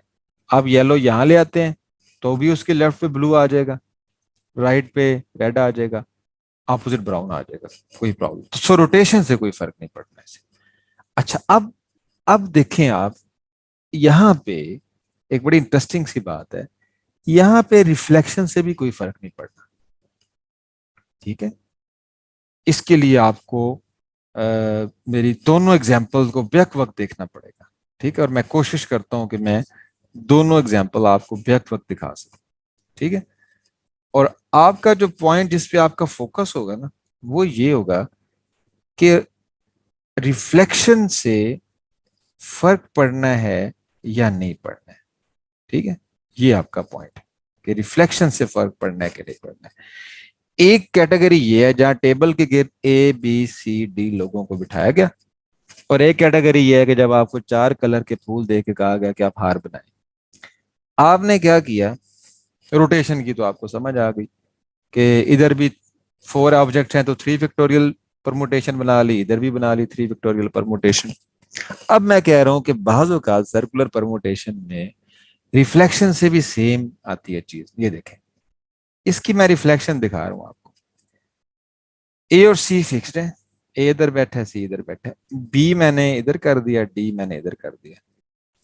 ये अब ये मैंने क्या किया, ये रिफ्लेक्ट किया, रिफ्लेक्शन किया, बी इधर आ गया, डी इधर आ गया, ए इसको फिक्स करते हुए बस बी डी की जगह चेंज की मैंने। तो ये दो डिफरेंट परमुटेशन है। क्यों? क्योंकि ये देखें, ए के इधर राइट साइड पे डी बैठा है, लेफ्ट साइड पे बी बैठा है, जबकि इधर ए के राइट साइड पे बी है, लेफ्ट पे डी है, तो साफ जाहिर है ये जगह चेंज हो गई हैं, तो ये दो डिफरेंट परमुटेशन हैं। अच्छा, now this is very very interesting. मुझे सेम कलर शायद यूज करना चाहिए, लेट लेट मी ट्राई। अब मैं यहाँ ये वाली रिफ्लेक्शन देता हूँ जरा, फिर देखें क्या होता है। अब मुझे सेम कलर देख, अच्छा ये जो रेड है ये इधर आ जाएगा यहाँ पे, और ये जो ब्लू है ये इधर आ जाएगा यहाँ पे, और ये अपनी जगह पे है क्योंकि मैं रिफ्लेक्शन दे रहा हूँ इसके गिर्द। यानी येलो अपनी जगह पे है, ब्राउन अपनी जगह पे है, बस मैंने ब्लू और रेड को जगह चेंज करा दी है। अब होना तो ये चाहिए कि ये डिस्टिंक्ट परमुटेशन बननी चाहिए, जस्ट लाइक दिस, कि जैसे ए के राइट साइड पे डी था, बी था, लोग चेंज हो गए, बदल गए, लोगों की जगह बदल गई, तो ये परमुटेशन चेंज हो गई। ठीक है, अच्छा। अब नाउ होना तो ये चाहिए कि ये डिफरेंट, ये हार अलग होना चाहिए और ये एक अलग हार होना चाहिए। लेकिन अब क्योंकि ये एक हार है, लोग नहीं हैं जो टेबल के गिर्द बैठे हैं, ठीक है, यूं कह लें कि ये एक हार है, इसे आप हाथ से पकड़ के घुमा सकते हैं। ठीक है, ये वो वाला केस नहीं कि भाई टेबल उलट जाए। ठीक है ना भाई, एक टेबल है उसके गिर्द लोग बैठे हैं, तो वहां पे तो रिफ्लेक्शन का मतलब ये है ना कि आप टेबल ही उल्टा दें। ठीक है, आप उनकी मीटिंग खराब कर दें, टेबल उल्टा दें, उनकी चेयर उल्टा दें, है वहां पे तो रिफ्लेक्शन वो है। बट इन दिस केस ये एक हार है। ठीक है, जैसे ये हार है, जैसे अब देखो ये हार है, अब ऐसे घुमाओ, ऐसे पकड़ के रिफ्लेक्ट करो, घुमाओ, तो ये बन जाएगा। आपने जगह तो नहीं चेंज की, येलो फिक्स जगह पे है, ब्लू फिक्स्ड अपनी जगह पे है, ब्राउन अपनी जगह पे फिक्स्ड है, रेड अपनी जगह पे फिक्स्ड है, आपने सिर्फ हार को घुमाया। इस हार से घुमाने से ये बन गया। क्या मतलब इसका? इसका मतलब है कि ये तो सेम हार है, एक ही हार है, यही हार है, ऐसे ही घुमाया, ऐसे यूं बन गया। इसे घुमाने से क्या हुआ, रेड इधर आ गया, ब्लू उधर। लेकिन असल में तो आपने रेड को उतार के ब्लू की जगह पे या ब्लू को उतार के रेड की जगह पे तो नहीं किया, हार तो वही है। इसका मतलब है कि बाज़ औक़ात सर्कुलर ऑब्जेक्ट्स ऐसे होते हैं कि उन्हें, जैसे हमने कहा, रोटेट करने से फर्क नहीं पड़ता, बाज़ औक़ात सर्कुलर ऑब्जेक्ट ऐसे होते हैं कि उन्हें रिफ्लेक्ट करने से भी फर्क नहीं पड़ता। तो इसका मतलब है कि इस वक्त जो भी आपकी डिस्टिंक्ट, जो भी डिस्टिंक्ट, और वो कितनी है, 3 फैक्टोरियल, आप होनी क्या चाहिए, 3 फैक्टोरियल। सर्कुलर की फॉर्म में अगर 4 ऑब्जेक्ट्स हैं तो आपके पास होनी चाहिए 3 factorial total number of permutations. लेकिन हर परमुटेशन की जो रिफ्लेक्शन है वो सेम होती है।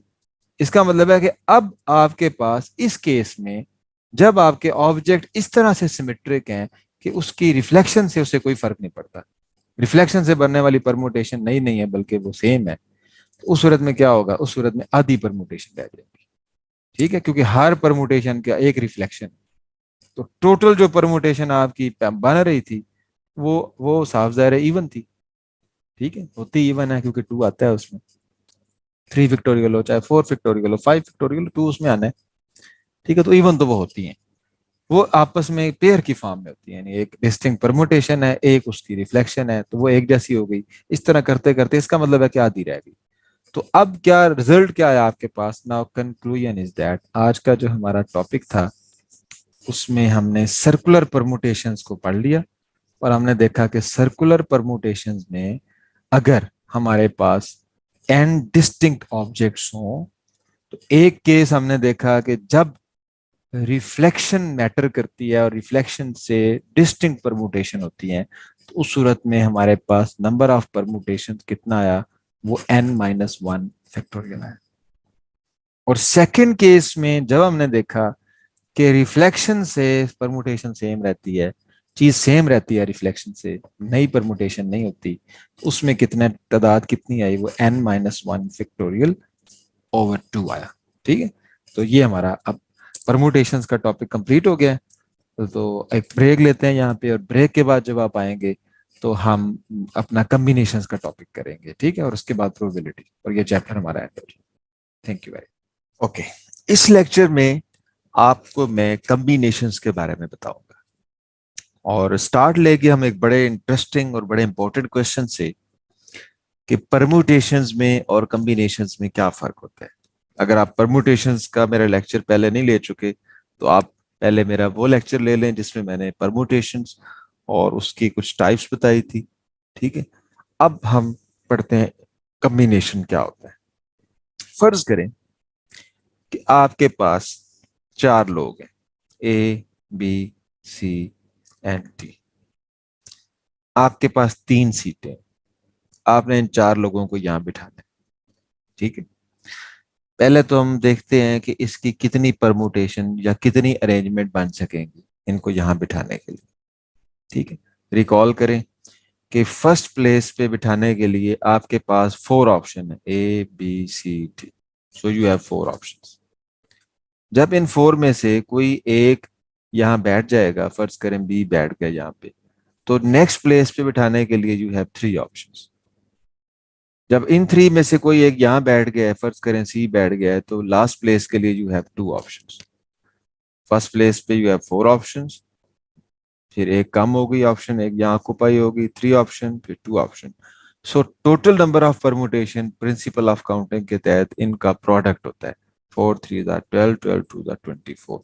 So total number of permutation is 24। इसका फार्मूला भी आप पढ़ चुके हैं, NPR। एन क्या होता है, ये टोटल ऑब्जेक्ट्स हैं, डिस्टिंक्ट ऑब्जेक्ट्स ये 4 हैं यहाँ पे। आर क्या होता है, स्पेसेस, कितने उसमें कितनी स्पेसेस हैं, स्पेसेस आपके पास 3 हैं। फार्मूला है n factorial over n-r factorial, R यहाँ पे 3 है। 4 फैक्टोरियल 24, और 4 माइनस 3 1, 1 फैक्टोरियल 1 होता है, तो ये लिहाजा यहाँ पे टोटल नंबर ऑफ परमुटेशंस 24। वो मैंने बना के भी दिखा दिया आपको, A B C, A B D, A C D, B C D. ठीक है, 3 3 के मैंने डिस्टिंक्ट व्यू बनाए पहले। उसके बाद आप परमुटेशन में आप जानते हैं कि इनके अरेंजमेंट से फिर नई परमुटेशन आती है। ए बी सी की मदद से मैंने ए सी बी किया, फिर बी को शुरू में लिख के बी ए सी और बी सी ए बनाया, फिर सी को शुरू में लिख के सी ए बी सी बी ए बनाया। तो ए बी सी ही से आगे 6 परमुटेशन बन जाती है। इसी तरह ए बी डी की 6 अरेंजमेंट हो सकती है, A B D A D B. B को स्टार्ट में रखा तो B A D B D A. ठीक है, उसके बाद नेक्स्ट में हमें डी को स्टार्ट में रखा तो डी ए बी और डी बी ए। इसी तरह ए सी डी, ए को स्टार्ट में रखा तो ए सी डी ए डी सी, सी को स्टार्ट में रखा C A D C D A, D को स्टार्ट में रखा D A C D C ए। उसके बाद आ गया बी सी डी, बी को स्टार्ट में रखा सी डी किया और डी सी किया, सी को स्टार्ट में रखा बी डी किया और डी बी, डी को स्टार्ट में रखा तो बी सी किया और सी बी। तो आपके पास ये 6 plus 6 plus 6 plus 6, you get 24 permutations. ठीक है, कि आपके पास 4 ऑब्जेक्ट्स थे, आपने 3 एट ए टाइम यूज करके टोटल आपके पास ये 24 परमुटेशन बन गई थी। फार्मूला फिर से मैं बता रहा हूँ, NPR equal to n factorial over n minus r factorial. ठीक है, अच्छा अब आ जाते हैं कम्बिनेशंस पे। कम्बिनेशन ये कहता है कि आपके पास 4 लोग हैं, आपके पास 3 सीटें हैं, आप किस तरह उन्हें बिठा सकते हैं, कौन कौन से आप ग्रुप बना सकते हैं, इन 4 लोगों की मदद से आप कितने ग्रुप बना सकते हैं। ठीक है, अच्छा अब ये देखें ए बी सी, कि आप ए बी और सी का एक ग्रुप बना लिया, ए बी सी। अब अगर ए बी सी को ए सी बी भी लिखते हैं आप, तो हैं ये वही 3 लोग ए बी सी। चाहे इनको बी को, ए को पहली सीट पे बिठा दें, बी को दूसरी पे, सी को तीसरी पे, या ए को पहली सीट पे, सी को दूसरी सीट पे, बी को तीसरी सीट पे, या सी को पहली सीट पे, बी को दूसरी सीट पे, ए को तीसरी सीट पे, ये कम्बिनेशन में अरेंजमेंट मैटर नहीं करता। कम्बिनेशन में ये मैटर करता है कि आपने चूज क्या किया वहां से। तो आप देखें इन छह की छह परमुटेशंस में आपने चूज ये ए बी सी को ही किया। इन छह की छह परमुटेशंस में आपने चूज ए बी और डी को ही किया। इन सिक्स परमुटेशन में आपने ए सी और डी को ही चूज किया। बी सी डी इनमें देखें तो आपने बी सी और डी को ही चूज किया। इसका मतलब ये है कि कॉम्बिनेशंस में आप जब सेम ऑब्जेक्ट्स की अरेंजमेंट चेंज करते हैं तो कॉम्बिनेशन चेंज नहीं होता। ठीक है, वो एक ही कॉम्बिनेशन रहता है। इसका मतलब क्या है? इसका मतलब ये है कि ये सारा मिला के ये एक ही कॉम्बिनेशन है, ए बी और सी। ये सारे मिला के एक कॉम्बिनेशन बनते हैं, ए बी और डी। ये सारे मिला के एक कॉम्बिनेशन बनता है, ए सी एंड डी। और ये सारे मिला के एक कॉम्बिनेशन है, just B C and D. So the total number of combinations is 4। अब ये कैसे इस तादाद को हासिल किया जा सकता है? इसको ऐसे हासिल किया जा सकता है, इसको हम लिखेंगे एन कॉम्बिनेशन आर। ठीक है, एन टोटल नंबर्स हैं, टोटल ऑब्जेक्ट्स हैं, आर जो है जितने उसमें स्पेसेस हैं हमारे पास। अब देखिए क्या हुआ, आपके पास स्पेसेस कितनी थी? आर। ठीक है, ये आर की तादाद है, 1 2 3। आर आपके पास 3 था। तो अब देखें आर अगर 3 था तो 3 से कितनी परमुटेशन होती है? 3 से आपके पास 3 फैक्टोरियल यानी 6 परमुटेशन होती है। ठीक है, आपके पास टोटल परमुटेशन कितनी बनी थी? टोटल परमुटेशन वो 24 परमुटेशन थी। ठीक है, अच्छा, और स्पेसेस 3 थी। 3 की परमुटेशन से 6 परमुटेशन बनती है। तो आपने जब कॉम्बिनेशन निकालना था तो क्या हुआ, ये 6 के पैक बन गए। तो टोटल नंबर ऑफ कॉम्बिनेशन निकालने के लिए आपको फिर 6 से इसको डिवाइड करना पड़ा। 24 परमुटेशन थी और R3 था, 3 का फैक्टोरियल 6, तो ये कितना आ गया? ये 4 आ गया। अब जरा देखें इन जनरल क्या फार्मूला बना हमारे पास। इन जनरल फार्मूला ये बना, एन कॉम्बिनेशन आर में पहले तो आप नंबर ऑफ परमुटेशन देख लेंगे, एन पी आर कितना है, एन पी आर। ठीक है, उसे डिवाइड करना पड़ेगा आर के फैक्टोरियल से। आर ये स्पेसेस है, आर के फैक्टोरियल से आप उसको डिवाइड करेंगे। This is equal to N P R क्या होता है? N factorial over N minus R factorial. ये एन पी आर की value, N factorial N minus R, और यहाँ पे एक्स्ट्रा क्या आ जाएगा? ये आ जाएगा आर फैक्टोरियल। ठीक है, तो इसका मतलब ये है कि कॉम्बिनेशंस का आपको फार्मूला जो मिला है वो क्या है? N C R equal to N factorial over R factorial N minus R factorial. ठीक है, तो अब होप सो कि आपको परमुटेशन कॉम्बिनेशन का फर्क समझ आ गया और कॉम्बिनेशन कैलकुलेट करने का फार्मूला समझ आ गया। ठीक है, अब हम इसकी कुछ प्रॉपर्टीज देखते हैं। ओके ना, properties of combination. Number 1, notation आप यूज करते हैं एन कॉम्बिनेशन आर जब एन ऑब्जेक्ट में से आपने आर ऑब्जेक्ट चूज करने हैं। या इसको इस तरह भी लिखा जाता है, सी, सी फॉर कॉम्बिनेशन एन आर। ठीक है, आगे इसके साथ ब्रैकेट्स में एन आर लिखा जाता है, या इसको यूं ब्रैकेट के अंदर भी लिखते हैं N combination R. Specially binomial theorem में आपने देखा होगा। तो ये 3 नोटेशन हम यूज करेंगे। ठीक है, अच्छा, आपने इसका रिलेशन देख लिया, फार्मूला देख लें। पहले फार्मूला देख लिया आपने, N C R N factorial R factorial N minus R factorial. आपने इसका रिलेशन देख लिया है परमुटेशन के साथ, क्या है? एन कॉम्बिनेशन आर, इसमें से इसी फार्मूले में से ये जो फैक्टर है N factorial over N minus R factorial, ये किसके बराबर है? ये एन पी आर लिखा जाता है। लिहाजा हम इसको लिख सकते हैं N combination R is equal to N P R, और बाकी क्या रहेगा? R factorial. या आप यूं लिख सकते हैं कि N P R equals to N C R into R factorial. ठीक है, तो ये relationship between combination and permutation. Special cases हैं कुछ इसके। एन कॉम्बिनेशन 0 क्या होगा? वैल्यू पुट करते हैं, मेन फार्मूला इसमें N factorial over 0 factorial over n minus 0 factorial. n factorial 0 factorial is 1, ये भी n factorial, ये cancel, answer is 1. Next, n combination, n क्या होगा? n factorial n minus n factorial. This is n factorial over n factorial and 0 factorial is also 1. Again we get 1. ठीक है, ये आपको खास तौर पे बाइनोमियल थ्योरम के अंदर जाके बड़े यूजफुल हो जाएंगे. n combination 1, n factorial 1 factorial n minus 1 factorial. This is n into n minus 1 ताकि n minus 1 factorial कैंसिल हो जाए. मैंने n factorial को लिखा n into n minus 1. So this is equal to simply n. Next we have a result. ठीक है, उससे पहले मैं एक और आपको सॉल्व चले करा देता हूँ ताकि आपको थोड़ा सा बैकग्राउंड बन जाएगा बाइनोमियल कोफिशिएंट्स और बाइनोमियल थ्योरम्स का भी. n factorial over 2 factorial n minus 2 factorial. अब n minus 2 factorial है तो n को n minus 2 तक ओपन करें. n minus 1 n minus 2 factorial over 2 factorial is simply 2 n minus 2 factorial cancel हो जाएगा तो we get n minus 1 n minus 2 factorial and so on. आप बाकी भी कैलकुलेट कर सकते हैं. अच्छा, एक और बड़ी जबरदस्त प्रॉपर्टी है कि n combination r, this is equal to n factorial r factorial n minus r factorial. This is equal to n factorial. इसको रीअरेंज कर लें, n minus r को स्टार्ट में लिख लें. इसका फायदा क्या होगा? इसका फायदा ये होगा कि आप इसको यूं भी लिख सकते हैं.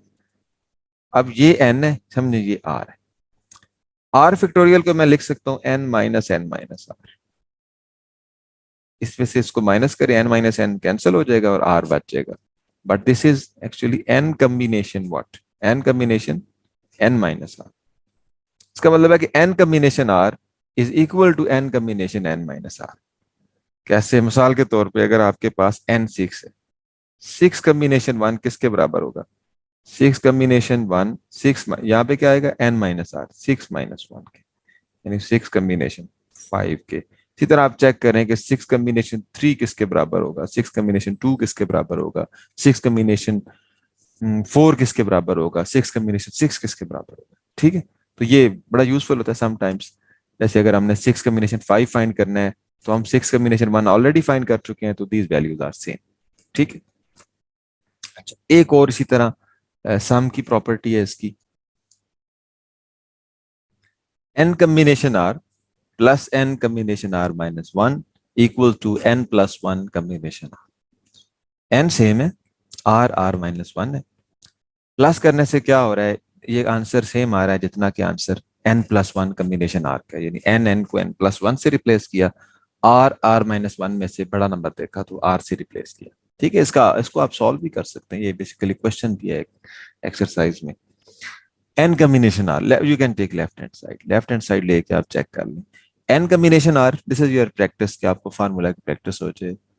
n factorial r factorial n minus r factorial plus n combination r minus 1 n factorial r minus 1 factorial, और माइनस करेंगे तो n माइनस r और माइनस माइनस प्लस 1 फैक्टोरियल. ठीक है, this is your left hand side. इसमें आप कुछ common देख रहे हैं. n फैक्टोरियल, ये पहले चले कॉमन ले, 1 over r factorial r minus 1 factorial. बड़ा कौन सा है? r. इसका मतलब r को r माइनस 1 तक ओपन किया जा सकता है. n माइनस r प्लस 1, बड़ा कौन सा है? n minus r plus 1. इसका मतलब है कि n माइनस r प्लस 1 को छेड़ना है r minus 1 factorial, n minus r plus 1.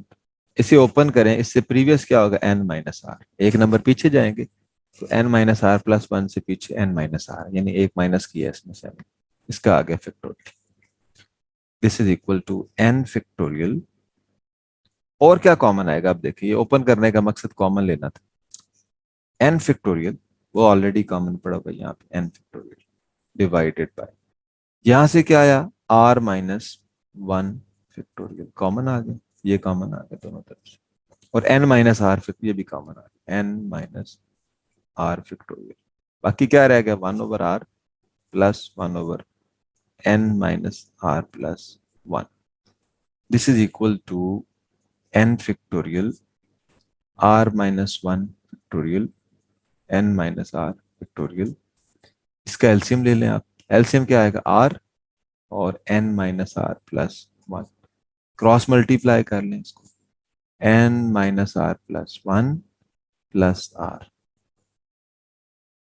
ये कैंसिल हो जाएगा। तो क्या बचेगा आपके पास, n फैक्टोरियल और ब्रैकेट में n प्लस 1 ओवर, तरतीब से लिख लें r और r के साथ r minus r multiply r minus 1 factorial, n minus are plus 1 multiply n minus R factorial. This is equal to, अब इसमें से n बड़ा है कि n प्लस वन बड़ा है, सो n plus one into n factorial is n plus 1 factorial divided by r into r minus 1 factorial, this is r factorial, n minus r into n minus r plus 1, this is n minus r factorial।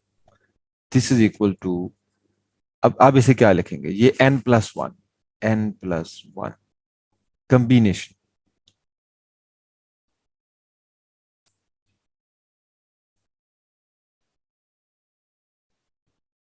क्योंकि इनमें से n minus are plus 1 बड़ा है तो ये आ गया। अच्छा, इसे कॉम्बिनेशन ये कैसे मैं लिख रहा हूँ, ये देखें जरा, n प्लस 1 फैक्टोरियल, ये हो गया n की जगह पे, यहाँ पे आ गया n प्लस 1 ओवर, अब ये r फैक्टोरियल है। अब यहाँ क्या होना चाहिए, इन दोनों को माइनस करके, तो ये देखिए n plus one minus R, तो यही यहाँ पे लिखा हुआ है।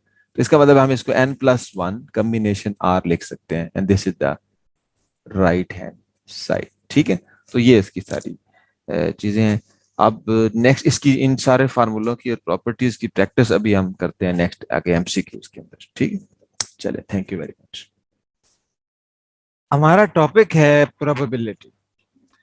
प्रोबेबिलिटी लफ्ज से ही आपके ज़हन में जो मीनिंग आएंगे वो आएंगे कि जैसे किसी चीज के इम्कान की बात की जाएगी कि किसी चीज के होने का इम्कान क्या है, या किसी चीज के बारे में पेशगोई की जाएगी, या कुछ प्रिडिक्शंस की जाएंगी। देखिए, लाइफ में ये बड़ा इंपॉर्टेंट है और बार बार हमें इससे वास्ता पड़ता है। साल के तौर पे आपने आसमान पे बादल देखे तो आप पेशगोई करना चाहते हैं कि बारिश होगी या नहीं होगी। ठीक है, आपको पता है कि आज काउंटिंग होगी वजीर आला के इंतखाब के लिए, तो आप मुख्तलिफ किस्म की पेशगोइयां देख रहे होंगे कि किस पार्टी के अरकान पूरे होंगे या नहीं होंगे, कौन इलेक्शन, कौन ये काउंटिंग जो है वो जीतेगा।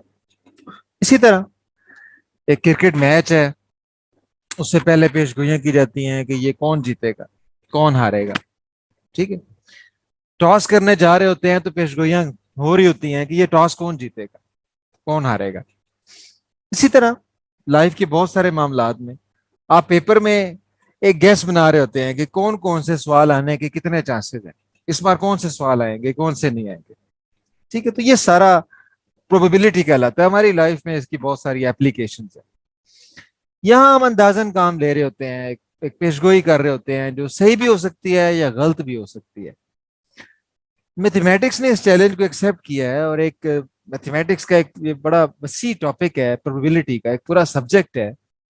इसके अंदर एक सिस्टमेटिक वे में स्टडी किया जाता है और किसी भी इवेंट के होने के जो चांसेस हैं उसे कैलकुलेट किया जाता है, उसकी कीमत निकाली जाती है।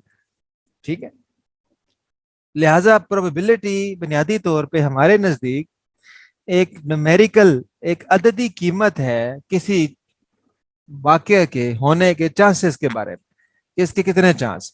ठीक है, इसकी सिस्टमेटिक एक्सप्लेनेशन पे जाने से पहले हम कुछ एग्जाम्पल ले रहे हैं। देखिए, फर्ज करें कि एक टॉस हो रहा है। ठीक है, टॉस के लिए एक फेयर कॉइन यूज होता है, यानी एक सिक्का इस्तेमाल करते हैं, और एक साइड उसकी उसको हेड कहते हैं तो दूसरी साइड को हम टेल कहते हैं। ठीक है, अगर हम एक टॉस करते हैं तो हम टॉस के बाद देखना चाहते हैं हेड आता है या टेल आता है, तो फेयर कॉइन का मतलब ये होता है कि ये ना हो कि सिक्के ही आपने ऐसा लिया हो जिसके दोनों तरफ हेड हो या दोनों तरफ टेल हो, तो वो फेयर कॉइन नहीं होगा। ठीक है।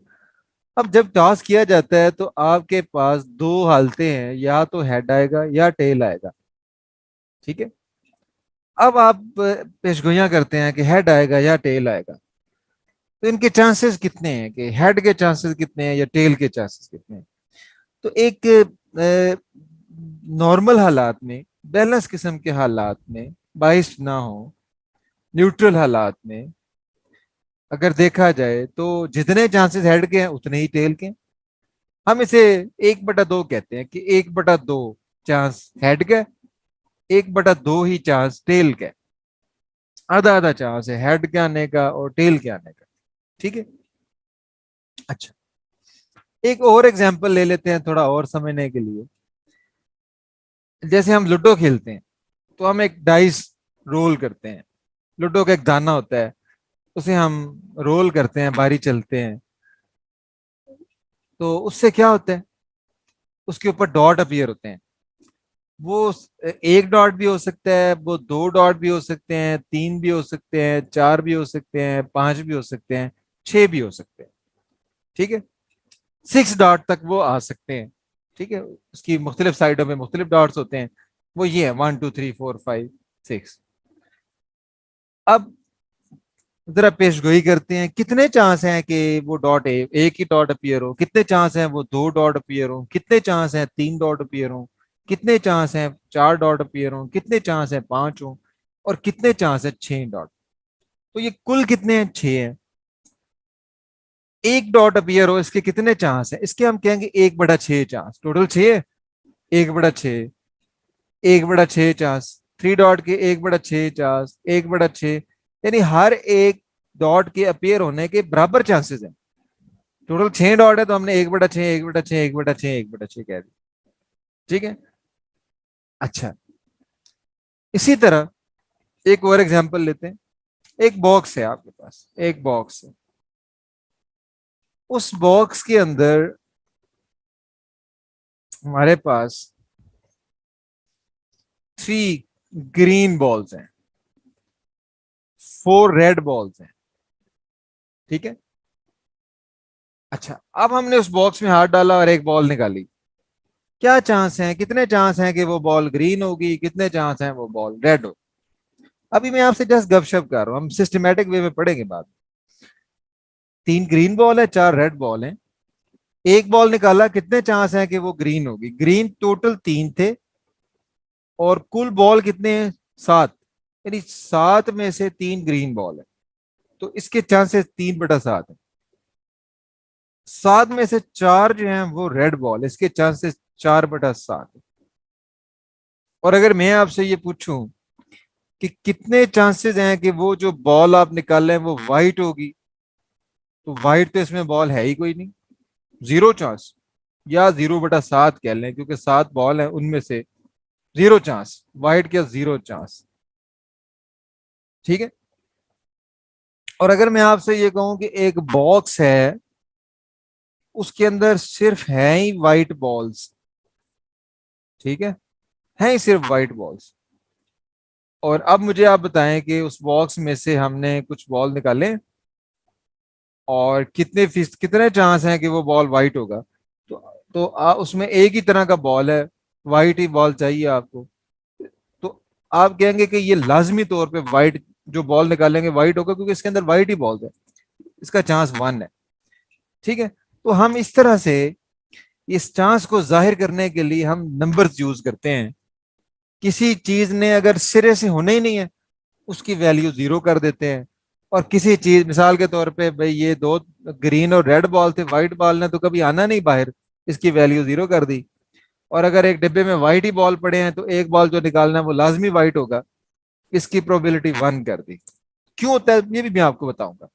ठीक है। तो आज के हमारे टॉपिक में बेसिक हमारी बहस ये है कि किसी चीज के वकू पजीर होने की जो पेशगोई हम करते हैं, उसे जरा सिस्टमेटिक करना है मैथमेटिक्स की टर्म्स में। ये मैंने आपके सामने एग्जांपल दिए हैं। अब मैं आपको समझाने और सिखाने जा रहा हूं कि ये कैसे हमने ये वैल्यूज हम कैसे बनाएंगे और हम कैसे ये कैलकुलेशंस करेंगे। ठीक है। इसके लिए आपको मैं पहले चंद डेफिनेशन दे रहा हूं, और फिर एक फार्मूला दूंगा, और फिर हम वो फार्मूला इन्हीं क्वेश्चंस पे आके अप्लाई करेंगे, and then you will see same results. ठीक है, स्टार्ट लेते हैं। प्रोबेबिलिटी होती क्या है? ये न्यूमेरिकल एक एवेल्युएशन है किसी चीज के वकू पजीर होने के चांसेस के बारे में। जो हम पेशगोई करेंगे वो अददी तौर पे होगी, न्यूमेरिकल वैल्यू से होगी। हमें एक चीज चाहिए, डेफिनेशन चाहिए, सैंपल स्पेस। सैंपल स्पेस एक सेट होता है, ये एक सेट है, इसको एस के साथ हम जाहिर कर लेंगे, एक स्टैंडर्ड बना रहे हैं हम अपनी सानी। सैंपल स्पेस में वो सारी आउटकम्स होती हैं, वो सारे इम्कानात होते हैं जो होने जा रहे होते हैं। साल के तौर पे आप टॉस कर रहे हैं, तो आपके पास आउटकम क्या है? या हेड है या टेल है। इसे हम सैंपल स्पेस कहेंगे, सेट ऑफ ऑल आउटकम्स। आप एक डाइस को रोल करते हैं, तो आपके पास आउटपुट है क्या क्या, यानी ऑल पॉसिबल आउटकम क्या क्या है जिनमें से आपको कुछ देखना है। ऑल पॉसिबल आउटकम ये है कि एक डॉट आएगा, दो, तीन, चार, पांच या छह। ठीक है, ये एग्जांपल है सैंपल स्पेस की। यानी सबसे पहले आप जो हो रहा होता है एक्सपेरिमेंट या जो काम हो रहा होता है, उसमें देखें हो क्या सकता है। टॉस कर रहे हैं, क्या हो सकता है? हेड आ सकता है, टेल, इसका एक सेट बना लिया। डाइस रोल किया, क्या हो सकता है? डॉट अपीयर हो सकते हैं, कितने? 1 2 3 4 5 6, इस तरह करके। तो ये होगी सैंपल, सैंपल स्पेस हमेशा सबसे पहले सैंपल स्पेस लिखा करेंगे। क्वेश्चन पढ़ेंगे, देखेंगे इस इवेंट, इस एक्सपेरिमेंट में है क्या, आउटकम क्या क्या है। अच्छा, दूसरी चीज, इवेंट। इवेंट वो हालत है, वो चीज है जो हमें चाहिए।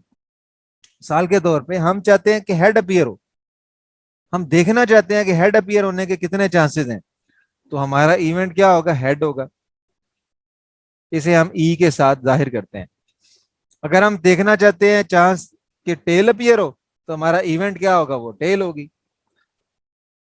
सेकेंड एक्सपेरिमेंट में जो डाई रोल करते हैं, सैंपल स्पेस लिखा है, 1 से लेके 6 डॉट है। फर्ज करें हमारा जो इवेंट है वो ये है, हम ये चाहते हैं कि चांसेस कैलकुलेट करें कि how many chances are there कि जो डॉट अपीयर हो वो इवन हो, इवन डॉट्स। कितने चांस हैं कि जो ऊपर डॉट अपीयर होंगे वो इवन होंगे? इवन कौन कौन से होते हैं? ये 2 इवन है, 4 इवन है, 6 इवन है। तो ई में क्या क्या आ जाएगा? ई में आ जाएगा 2 4 एंड 6। तो ई से मुराद है कि जो आपको इसमें से सैंपल स्पेस में जो आउटपुट पड़ी है, आपको इसमें से कौन सी आउटपुट चाहिए जिसकी आप प्रोबेबिलिटी कैलकुलेट करना चाहते हैं। ठीक है, और आप देख रहे हैं ई हमेशा सबसेट है, एस, एस से लिया जाता है। ठीक है, अच्छा, आप इनकी तादाद को भी लिख सकते हैं। मैथमेटिक्स में हम इनकी तादाद कैसे लिखते हैं? N, number of element in S. N S, यहाँ पे एन एस क्या है? 2 है। यहाँ पे एन एस क्या है? एस पे कितने नंबर हैं? तादाद क्या है? 6 है। N N S, number of element in S. इसी तरह एन ई क्या होगा? Number of elements in E. E में इसमें तादाद क्या है? 1 है। इसमें क्या है? नंबर ऑफ एलिमेंट इन ई, इसमें क्या है? 3 है। ठीक है, होप सो आप ये दो चीजें समझ गए होंगे। सैंपल स्पेस, सारी आउटकम लिख लें पहले, उसकी तादाद चेक कर लें। इवेंट लिख लें जो आपको चाहिए, उसकी तादाद चेक कर लें। अब फार्मूला देखते हैं कि प्रोबेबिलिटी कैलकुलेट करने का फार्मूला क्या है। तो प्रोबेबिलिटी कैलकुलेशन का फार्मूला ये है कि प्रोबेबिलिटी ई की, जो आप जिसकी प्रोबेबिलिटी जानना चाहते हैं, is equal to number of element in E, जो आपको चाहिए बीच में से, जो आउटकम आपको चाहिए वो, over total outcomes, number of element in S. ये आपका फार्मूला है जो आपको प्रोबेबिलिटी दिया करेगा। Number of element of E, number of element, this is due to Laplace. अच्छा, इन एग्जाम्पल पे अप्लाई करते चले जाते हैं। अगर आप इन एग्जाम्पल पे अप्लाई करते हैं, तो प्रोबेबिलिटी ऑफ ई, ई क्या है? हेड। एक टॉस में हेड आने के चांसेस कितने हैं? Number of element in E over number of element in S. E में कितने एलिमेंट हैं? 1, एस में कितने हैं? 2। तो हेड की प्रोबेबिलिटी क्या है? 1/2। अगर यहाँ टेल होता तब भी आंसर आप समझ सकते हैं सेम आना था। हेड की और टेल की प्रोबेबिलिटी सेम है, 1/2 1/2। इवन डॉट के अपीयर होने के चांसेस कितने हैं? टोटल डॉट्स कितने हैं? 6। टोटल आउटकम कितनी है? 6। आपको इवन चाहिए, इवन कितने हैं? 2 4 6, ये भी 3 है। प्रोबेबिलिटी कितनी इसकी निकालेंगे इवन डॉट्स की? तो फार्मूला क्या होगा? Number of element in E, number of element in S. ये क्या आ जाएगा? 3/6। ये भी आ गया 1/2, हाफ, क्योंकि हाफ इवन है, हाफ ऑड है। ये क्वेश्चन कई तरह से आ सकता है। आपसे इवन डॉट के बारे में पूछा जा सकता है, आपसे ऑड डॉट्स के बारे में पूछा जा सकता है, आपसे प्राइम डॉट्स के बारे में, आपसे कंपोजिट डॉट्स के बारे में, आपसे मल्टीपल ऑफ 3 के बारे में, आपसे मल्टीपल ऑफ 2 के बारे में। बहुत सारे तरीके से ये क्वेश्चन आपसे पूछा जा सकता है। कुछ रिजल्ट्स हम देख सकते हैं इस फार्मूला की मदद से। थोड़ा सा हम एनालाइज करते हैं इस रिजल्ट को। फार्मूला जरा याद रखें अपने जहन में। फार्मूला क्या है हमारे पास? हमारा फार्मूला क्या? फार्मूला ये है कि किसी भी इवेंट की अगर आपने प्रोबेबिलिटी देखनी है तो आप दो चीजों की तादाद देखेंगे। एक, सारी आउटकम देखेंगे कितनी है, टोटल आउटकम कितनी है आपके पास, वो देखेंगे। दूसरा, आपको जो चाहिए है बीच में से वो कितनी है, वो देखेंगे। उसे डिवाइड करेंगे तो आपके पास जो आंसर आएगा उसे हम प्रोबेबिलिटी मान लेंगे कि ये इसके इम्कान को जाहिर करते हैं, इसके इम्कान की एक वैल्यू है। ठीक है, थोड़ा सा हम इसका एनालिसिस कर लेते हैं इस फार्मूला का। हमारा फार्मूला, हमने ये देखा है कि जो ई के अंदर एलिमेंट की तादाद होती है वो कम कम होती है, या मैक्सिमम उसके बराबर हो सकती है एस के अंदर। यानी एस क्या है? ऑल पॉसिबल आउटकम, ई उसका सबसेट है। तो इसके अंदर जो एलिमेंट्स हैं वो लेस इक्वल है number of element in S से। आप दोनों तरफ number of elements in S से डिवाइड कर लें तो आपके पास रिजल्ट बनेगा, ये बन जाएगा प्रोबेबिलिटी ऑफ ई का फार्मूला बन जाएगा। तो इसका मतलब क्या है? प्रोबेबिलिटी ऑफ ई जो है ये लेस इक्वल है 1 से। ठीक है, और दूसरी तरफ क्योंकि ये नंबर है, जीरो हो सकता है लेकिन नेगेटिव नहीं हो सकता, तो इसकी वैल्यू, इसका मतलब है कि कम से कम जीरो हो सकती है, और ज्यादा से ज्यादा जब ई और एस एक जैसे हो तो 1 हो सकती है। तो पहला रिजल्ट तो ये पहला तो ये रख लेना याद, फार्मूला याद रख लें। दूसरे नंबर पे ये याद रख लें, प्रोबेबिलिटी किसी भी इवेंट की जो है वो 0 1 के दरमियान होती है। तीसरी बात ये याद रखें कि प्रोबेबिलिटी किसी भी इवेंट की अगर 0 हो तो इसका मतलब होता है कि ये इम्पॉसिबल इवेंट है, इम्पॉसिबल, कि ये काम हो ही नहीं सकता। इसकी मिसाल मैं आपको दे चुका हूं, अब आपको समझ भी आ जाएगी। फर्ज करें आपका इवेंट ये है कि एक बॉक्स है, उस बॉक्स के अंदर ग्रीन बॉल पड़े हैं। ये देखें, ये ग्रीन बॉल्स पड़े हैं, all the balls are green. आपका जो सैंपल स्पेस है वो क्या है? वो ग्रीन बॉल्स। आपसे मैं कहता हूं कि प्रोबेबिलिटी फाइंड करें कि आप इसमें से एक बॉल निकालते हैं तो वो बॉल व्हाइट होता है। अब सैंपल स्पेस में व्हाइट तो है ही नहीं, तो लिहाजा इवेंट आपका खाली है, जीरो।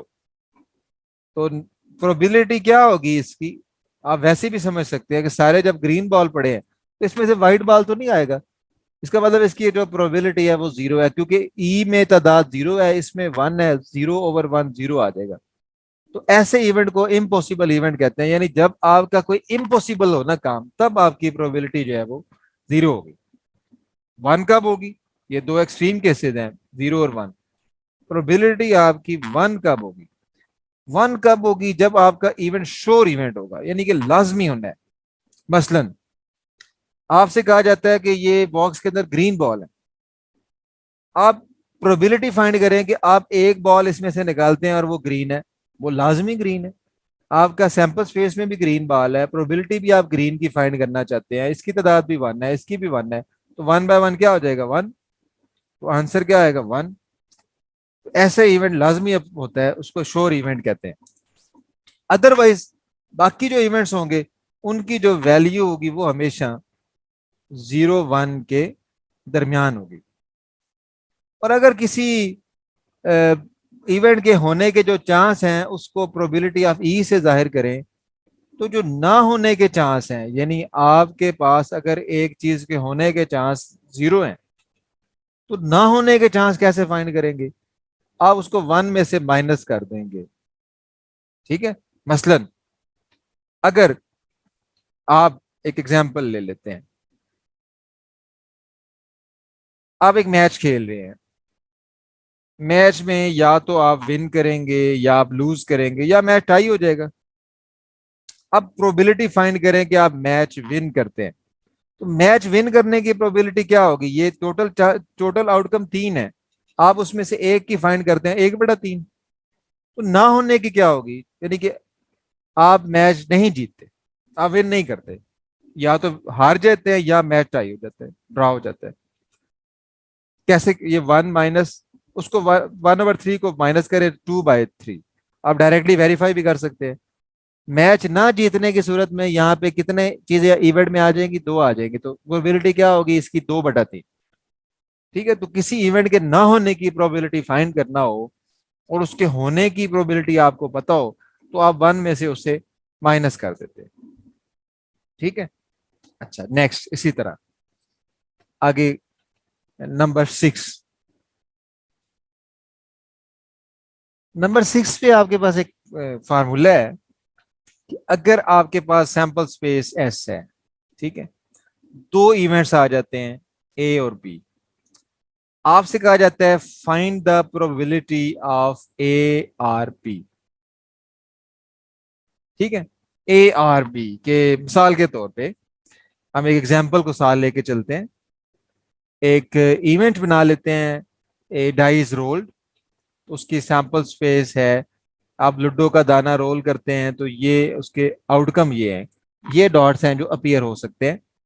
फर्ज करें आपके पास एक इवेंट है इवन डॉट्स, इवन डॉट्स वो कौन कौन से हैं? वो 2 है और 4 है और 6 है।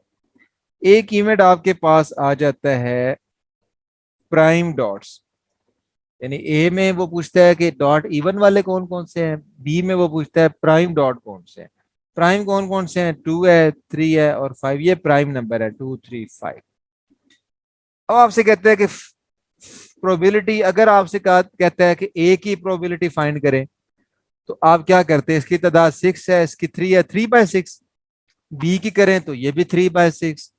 आपसे कहा गया find the probability that the dot is appeared is even dot और प्राइम डॉट, कि वो इवन डॉट है तब भी ठीक है, प्राइम डॉट है तब भी ठीक है। ठीक है, इंपॉर्टेंट बात यह है कि आप देखें इनमें कुछ कॉमन भी है। ए और बी में क्या कॉमन है? 2 कॉमन है। तो आपके पास अब 4 तरह के सेट आ गए। अब आप प्रोबेबिलिटी का फार्मूला देखें। Probability of A or B, यानी ए सही यानी ये वाले डॉट्स आ जाएं या ये वाले डॉट्स आ जाएं, मुश्तरका इनकी देखनी है probability.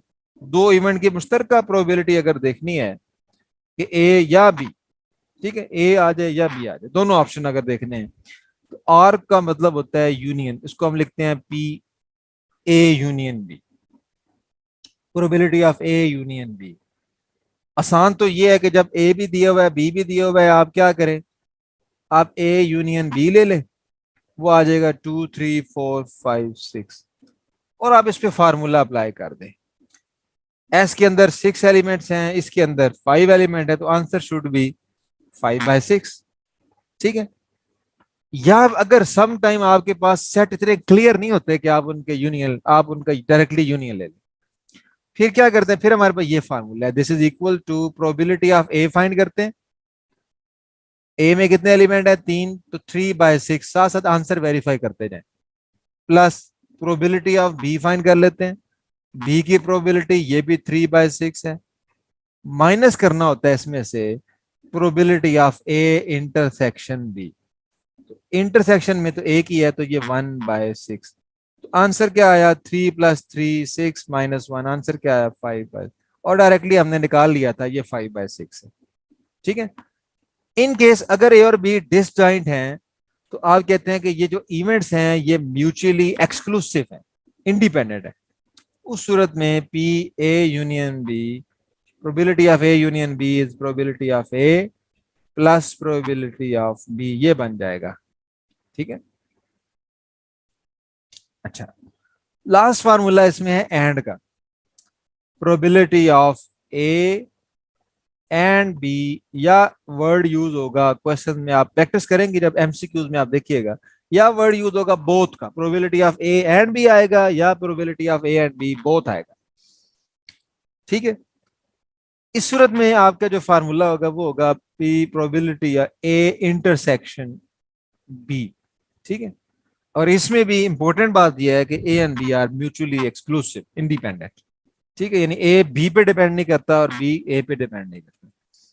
Probability of A intersection B, मिसाल के तौर पे फर्ज करें एक शख्स की उम्र बताई जाती है, दूसरे शख्स की उम्र बताई जाती है और पूछा जाता है कि 10 साल बाद प्रोबेबिलिटी फाइंड करें कि दोनों जिंदा होंगे।